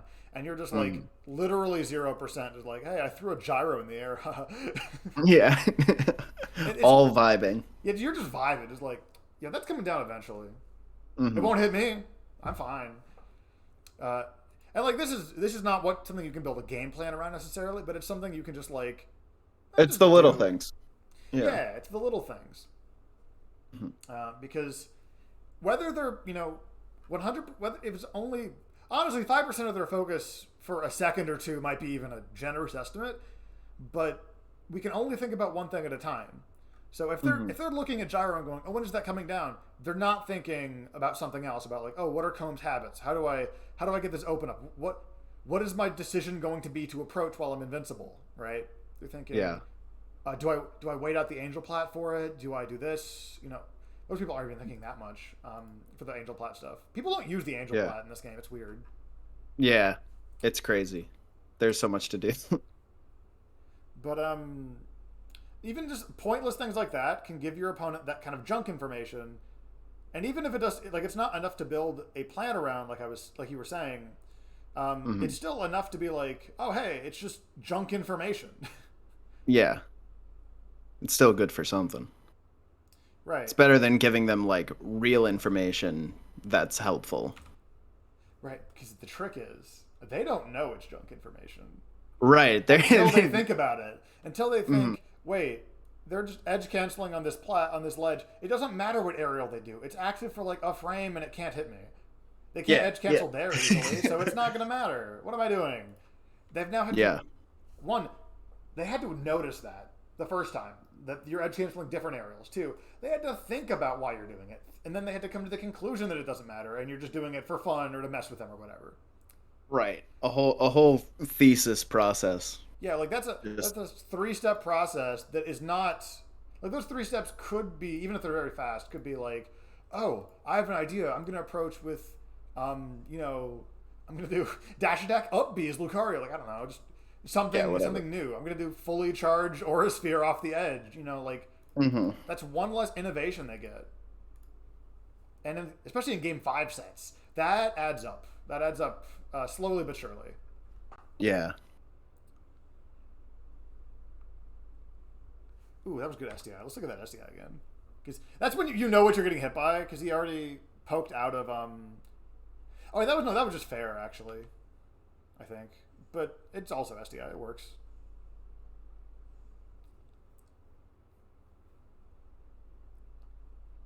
Yeah, that be like that. You're fine because you're Rob. Hmm. So like there, that's a perfect example of something I was talking about earlier with the spot dodge. So here, if you spot dodge, you get a punish, and you don't have to take that risk. But it is a game you can play if you want, if that makes sense. Yeah. One of its benefits, again, this is kind of Lucario specific. One of the biggest benefits is Lucario has to worry about it. Lucario now has to think, like in this case, you rolled, but even now that you've rolled, Lucario now has to think, oh, is he going to roll? Should I do something that's safer on whiff, in case they roll again, right? It becomes even. It's not exactly junk information, but like if you don't roll Yeah. again, it's kind of junk information. Right. I think that's another thing that can be explored more later. But over the course of sets, I think that I should do more intentional conditioning. I think that sometimes I lay out all my options like game one or something, and then it's easier to adapt. I think remembering to keep things new over the course of the set would be helpful. I agree. I like the way you phrased it. Keep things new, because like don't not do something on purpose in game 1, for instance. But like Yeah, sure. like let's say if your cycle is option 1, you have option 2, you have option 3, you have option 4. Let's say these are your 4 big neutral options, right? Sure. Yeah. Going between these in unpredictable ways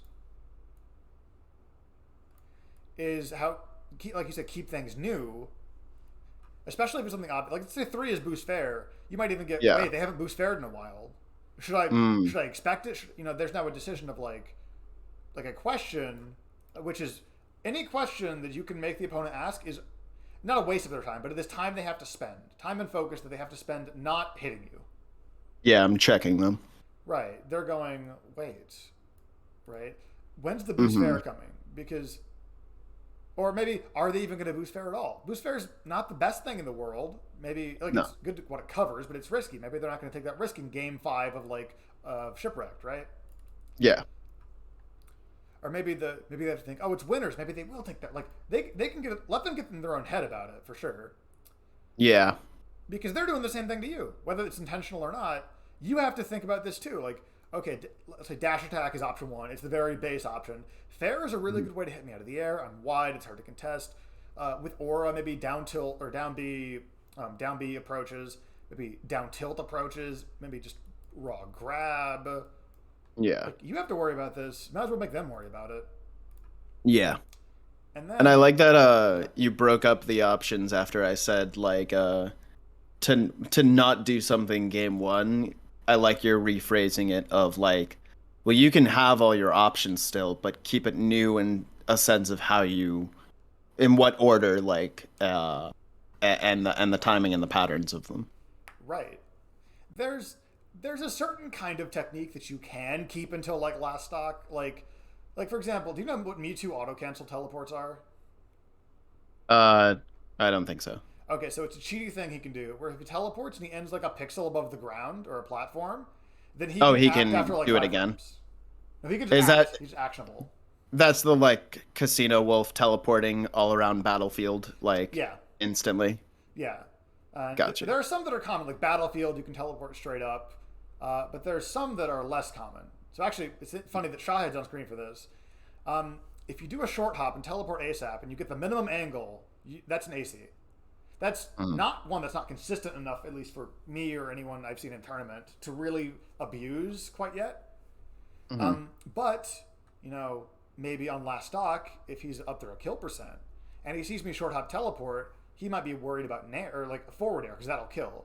Whereas if he shields it, he won't die, except for the stupid bullshit trick I pulled out of my ass. Yeah. I only got it once, and I only need to get it once. But in this case, it's something he has not seen. And it's not like active conditioning, like, oh yeah, I've conditioned him to block. He's like, no, he should be shielding there if he's not ready for it. But I have a thing I can do that's weird and novel, like the Aura Sphere, right? It's a weird, novel thing that can get you a stock if you need it. Like that might be something to pull out. Like maybe if you realize you only. I guess won't be that for me, but like whatever. I'm sure I have Rob tricks in my arsenal that I'm not thinking of, but like there could be something like timing. Yeah. Because Rob is really good at mixing up timing because you can loop that situation up to 3 times. Yeah. So you can run down their shield. You can run down their fuse, basically. So let's say, I don't think it's an unfair assumption to assume that most Robs will not go for 3 boosts for shield pressure if they're hyper. Absolutely not. That's just crazy. Sometimes, but no one else does. Kind of shouldn't. A little mathematically, it's a very risky thing to do. Yeah, if you do it all the time, you're gonna get punished and die immediately. But so maybe that's something you pull out on last stock or like last. You just need the one. You need the one stock or that one hit. Yeah. You get to 3 boosts. Yeah, the triple boost. The triple boost fair. Not hitting boost fair 3 times, but triple boosting into 1 fair. I love that the end result is still boost fair. Oh, always. Always, baby. Bread and butter. Just kidding. But that's like that kind of stuff. It's like, it's not like some secret technique. It's like, oh, hey, I need a stock. Maybe it's like, it's last stock, turn losers game. It's last stock tent situation. I just need the one risky, like, surprise. I need one more aha. That kind of thing you can, like, it's less intentionally holding and more just like, oh, wait, I haven't done this because it's super risky, but maybe they'll panic. I think that they're going to shield, or I think that they're going to respect this, or, whatever. But aside from that, I think, the best way to mix it up is to don't like, what a stupid move. Down smash? Yeah. Plank with gyro, true combo to the next hit of down smash. Yup. Gotta love it. No, you don't. I don't have to love anything. You're not my dad. You can't make me love down smash. Oh, I'm sorry. Sorry for trying. But in that sense of like mixing things up, I'm amazed that it can kill. Fountain's wild. Yeah. In that sense of mixing things up, you can. God, what a good gyro. Yeah. Good boy. Yeah. That we can kind of transition briefly into kind of win conditions. Yeah. Because, like, let's say for that shield, for the timing stuff, that can be a win condition of sorts. If you can get them, or if you can get a read on like when they, I think of it like a fuse, right? Everyone has their own internal clock. Everyone has their own fuse for how long they'll last before they explode. By explode, I mean do an out of shield option for clarity. Yeah. Yeah. So we got however long this fuse is. There's like a human baseline. Like you ever drive and you get to like a 4-way stop with like 1 or 2 other people, and you both stop, and then after like 80 frames you both resume, and then you both stop. That's like a base human thing. But then after that, once all involved parties realize what's happening, then it's a person-specific thing of like, oh, I'll just go because they probably won't, right? Right. They'll just go and then, to get it over with. Or maybe, okay, I'll just wait for them because they'll probably go before I go and I don't mind waiting. Mm-hmm. Not this exact thing, but this, it's not like I'm saying, oh, someone who's really patient in Shield will not go at a stop sign, but a similar phenomenon is with Shield.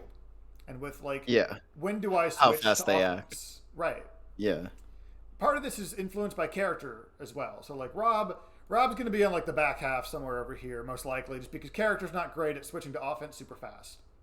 Yeah. However, Rob with the gyro probably going to be a little bit over here somewhere because it's better. Rob with the gyro is better out of Shield. Mm-hmm. So if you can kind of get, especially in longer sets, if you can nail down, because like every time, if you can nail down the out of Shield timing, then that lets you really play with people. So, obviously, let's say this is their shield breaking at the end, right? They're going to do something before then. So that gives us no information. So 2 or 3 times you do this, and they're somewhere around here. Okay, cool. Now we can go ahead and just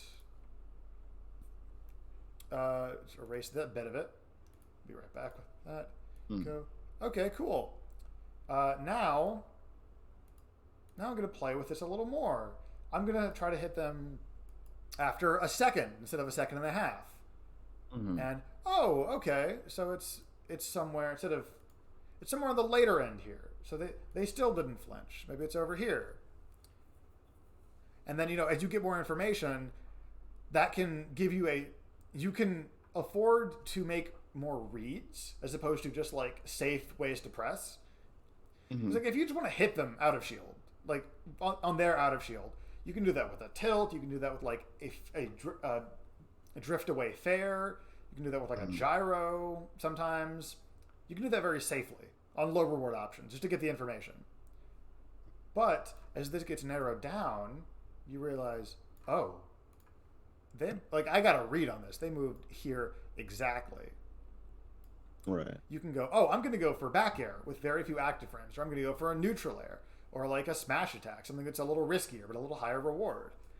Or I'm going to grab before then. And that's something that by this point the opponent is probably aware of. So now we get to the really fun part of how are they going to change their timing? Yeah, are they going to go ASAP? Are they going to go, no, I'm just going to block the thing and then pressure you? And now it's the same game all over again, but now you're both playing it. Right. So now that lets you go, okay, I hit you at this timing. Next time, I'm going to hit you ASAP. Mm-hmm. And if you get hit by it, it's your fault. Are you going to go back to this timing afterwards? Or are you going to go further? Are you going to go shorter? This becomes a pressure game all of its own. Just the timing of you hitting their shield, where both of you know that you're hitting their shield. Right. God, this game's great. It really is. And I kind of almost went into this of like thinking like, well, I need to stop boost fairing on shield, so I need to find ways to stop, or I need to find ways to do something that isn't boost fair on shield. But I'm learning that like boost fair on shield can be so intricate that it allows for, or not that, but just timing in general allows for more counterplay than like meets the eye. Like over the course of the set, there's so much of baiting, timing, and reacting and reading. Yep. With all that stuff. A lot of this is like subconscious until you start thinking about it, because you're not going to do the exact same timing every time. First off, and also if you keep getting hit, you're going to change it just subconsciously at this level. So where this gets really fun is we were talking about like, your one-time surprises. Sometimes you just need. Well, there's a little thing called grabs that we're actively ignoring for this conversation, and Rob has a kill throw and a pretty good combo throw. So if you think maybe you hit them right out of shield and you think they're going to wait a little bit, you could just not interact with that mix-up anymore. You could just grab them. Yeah. And now they both have to worry about the timing and about if they should shield at all. And now, even if your timing's wrong, you might have just caught them where they didn't shield.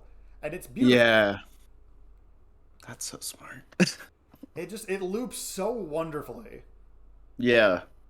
To where in a system that does not have any mix-ups on shield, as in like high or low attacks that you have to change for, it's just, oh god, it's great. It really is great seeing all of this broken down too on because like it really reminds me how much of this game is just like raw one fighting player versus one fighting player and like just using your character as a medium to like do all this stuff. Like so often I'm like, bleh, Rob's bad, but I need to stop boost fairing. Like, but I'm successful where I am because I'm finding my openings, and thus I need to give myself better positioning and like better like more chances to get those openings in the first place instead of just like hoping they won't shield and I land a boost fair and then I just get shield grabbed into getting mad. Right. I think it'll help a little bit with like the frustration aspect because you are in control of these things. Like, Yes. Yeah. if you're pressuring their shield and they hit you like early, they were just right. Like you were just wrong. That's fine. Yeah. If you were going to boost fare their shield because you thought they were going to move immediately and they held out longer than you thought, you were just wrong. That's fine. Mm-hmm. It's more of a conscious decision as opposed to like, why am I doing this habit? Da, da, da, da. Why is boost fare Yeah. not good on shield? Now, Right. you're using the tool for a purpose as Mm-hmm. opposed to just like, why is my hammer not fixing my blinds? Like, it's weird, right? Yeah. Yeah. It's all about the intent. Right, but now it's like, oh, maybe the hammer is good for blinds when I need to, tear down some blinds. Mm-hmm. And maybe that's if I'm being paid to tear down some blinds. That's it doesn't matter what I bring. I could bring a hammer. I could bring, a sledgehammer. I could bring Mm-hmm. some textbooks. Mm-hmm. It lets you get a lot more creative with your options because instead of I'm gonna boost fair, it's I'm gonna hit them at this timing. Yes. Hit is a lot more adaptable than boost fair or down Yes. smash or any individual action. Right. I love hearing this game broken down because like yeah you just never like think about this stuff until you have these conversations. I mean like you sometimes do on commentary, but like talking about my own play, this is very helpful to break it down into this deeper game and focus more on timings and openings and like mix ups. Mm-hmm. I love that. To an extent, most people play this game at least subconsciously a little bit by the time they're at like a middle to high level. Mm-hmm. But if it's subconscious, that's something that can be used. Like, for example, on Lucario throws, or rather on Sheik throws. If they still think Sheik down throw is a full-on chain grab against the whole cast, regardless of DI, and they're not DIing, you just keep down throwing. Yeah. So if they don't realize that you're manipulating their timing here, or that let's not even say manipulating, that if you have a call out on their timing and you keep attacking right at this specific timing, just keep doing it. Right. Like there's also a certain level of player where even before they show their hand, you can safely assume that like, okay, I've hit them here twice, they're gonna move it around. Yeah. Like, for example, if you're playing like against Sosa, don't wait. You might not want to wait for him to adapt to you on some of the more obvious things like this. Now, I don't say obvious isn't like you should have seen this, but like, Yeah. if you're catching More of someone's the out at of the shield, surface. yeah, because this is like a relatively, when I say solid situation, I mean that shield is a state that is like limited. Yes. Yeah. It's, Limited resource. You don't have movement. Your attacks out of it are limited. Things like that. So it's a lot easier to kind of break it down into this like, oh, because of the limits, the timing can really play a big factor. But whereas in neutral, it's like, okay, what are they catching me on? Like, when am I getting hit? It's hard to remember because you got to focus on getting out of the combo now, and it's a little more difficult. But here, I say obvious in the sense that like, yeah, it's more limited and it's easy to tell. Oh, I got hit my out of shield. If it never came out, it doesn't matter what your out of shield was. You got hit out of it, which means that's only a timing thing. Mm-hmm. It's not like, oh, I shield grab, got hit a frame after I pressed the button. I'll fair next time. Like, no. You just got hit out of shields. Yeah. It doesn't matter what you were doing unless it was like shine. Yeah. Yeah. Which it won't be, by the way. No, I know, but as an example. Right. Yeah, I'm just being a jerk, but yeah. You're a jerk. Rob with a shine though, man. Whew. Let's talk If about. I'll take gyro for shine. I'll play against Rob with a shine instead of Rob with gyro. Yeah, I've said it for the longest time. I used to be like, yeah, gyro's jank. Wish he didn't have it. Wish he had something cool instead. But Gyro's so cool. now I'm seeing so much more usage for it, and gyro's kind of sick. And on the But topic of gyro, gyro lets you do two of these. You can cover two of these options. yeah, yeah, Or you're right. alternatively, because if they see the gyro coming, they're not going to jump out of it. But Yeah, the timing after someone gets hit by something is different than timing in nothing when they're waiting for something. right. So maybe to recontextualize this fuse, right? This is Hmm. post hit. Yeah, Usually this fuse is already shorter post hit. So maybe it's one, you're also more likely to just be right on a random guess if you just guess short. They're going to move after they're going to do something after they shield something. hmm, But also it lets you kind of like play with it more, right? You can do slower moves because the gyro's covering you. So like yeah, you could charge a smash or something. Like there's some people that will interrupt your charge smash in their face. There's some that won't. mhm, And that's all a very personal. Some of it's character specific, but a lot of it is personal. yeah. Like there, Reading the player. there's something. The thing I used to do at Houston locals, and a little bit at tournaments that I really shouldn't have, is I would just charge Shadow Ball from across the stage, and I wouldn't throw it until they were really close, or I would just cancel the charge and grab them as they run up shield. Hmm. And there were a few different kinds of players. Some players that would like run and then wait and then go. Some that would like run and then jump over it and try to attack from above. Hmm. There were some that would like run up into shield, and then I think this even made it GR Smash. It was my favorite example. There was a Wario player I was playing at a local. Just Oh, I think I know exactly. Is it the F tilt? Wario just walked up, didn't even run, just walked up, charged F tilt in my face and killed me for it. Yeah, I And it's remember like that. that. People are different. That's a really That person was definitely built different. Mars is a maniac. Right, right. But like he refused. He didn't even have a fuse. He refused to interact with this bomb at all. Yeah, he said it's not there. It's like that's fake. I've seen you disrespect so many people. It's my turn. So funny. But things like that when you put someone in a limited situation and they only have, I say only, but by Smash standards it's fairly Yeah. limited. They only have maybe 6 options, and then they still have timing of those options. It becomes a lot easier to start to kind of break down like, oh, how do I compartmentalize these kinds of players? So let's say you're round 1 or round 2 at a major, right? You're going to need that energy to keep going.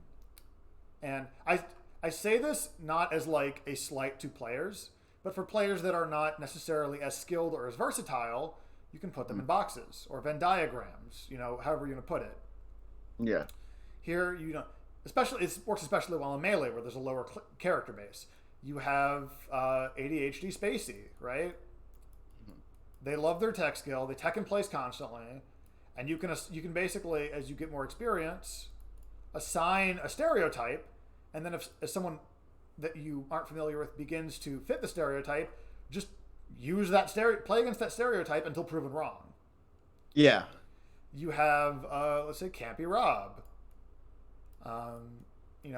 CC down smash is the out of shield option. They might roll away all the time. They're gonna press B moves. They're not gonna do cool gyro shit, And then you can just play against your version of Campy Rob until the person you're playing proves that they're not just in the box. Right. So you don't that way that saves you time on thinking about like oh, what are their common options, especially in the best of 3, what are their common options? It's like they're playing Rob. I think they're just gonna CC down smash. I think that's a fair assumption. Mm-hmm. I don't have to expend brain power on that I'll need for later matches. Yeah. And if they prove me wrong, great. I can have a match now. Like you can just you can just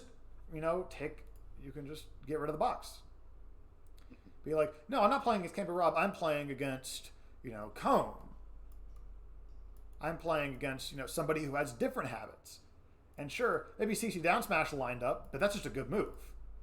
Right. It also makes it easier because you're actively comparing and contrasting when something is different. So if you're expecting ADHD Spacey, And then let's say for shield pressure, instead of shining you, they look at you and they just don't press a button. It's like, oh, okay, hold on. Wait a minute. This box, get this person out of this box. This is not my stereotype. Right. And then you can start, and then you can expend the energy and like have the, I don't want to say normal match, but you can have that back and forth. That, oh, I'm going to try to figure out your timings. I'm going to try to figure out your habits, as opposed to just like, okay, you're going to double jump side B and I'm going to jab you and you're going to die. Mm-hmm. So that's another way that you can, especially for longer events like majors, regionals, etc. That's a way you can you can save energy. You can practice kind of like comparing and contrasting and like observing. Because if something, one of the fastest ways to be correct is to observe something is to be corrected. So if I'm expecting Campy Rob, I'm playing against Comb, and then you boost fair my shield 4 times, I'm like, damn, okay, I got to be careful of boost fair because I was wrong. I'm being physically hit for it. Yeah. I like the idea of like having expectations, and then like once they go from that path is a quicker way to taking that information, as opposed to just like, be no thoughts, head empty, and then I get hit by something and I have to think like, was that like, I like breaking it down that way, saving a little bit of energy. It can also be scary if you don't do that, in my experience. So if you think about it, you don't know who your round 1 match is, right? You don't know what character they play. You don't know what region they're from. You've never heard of them.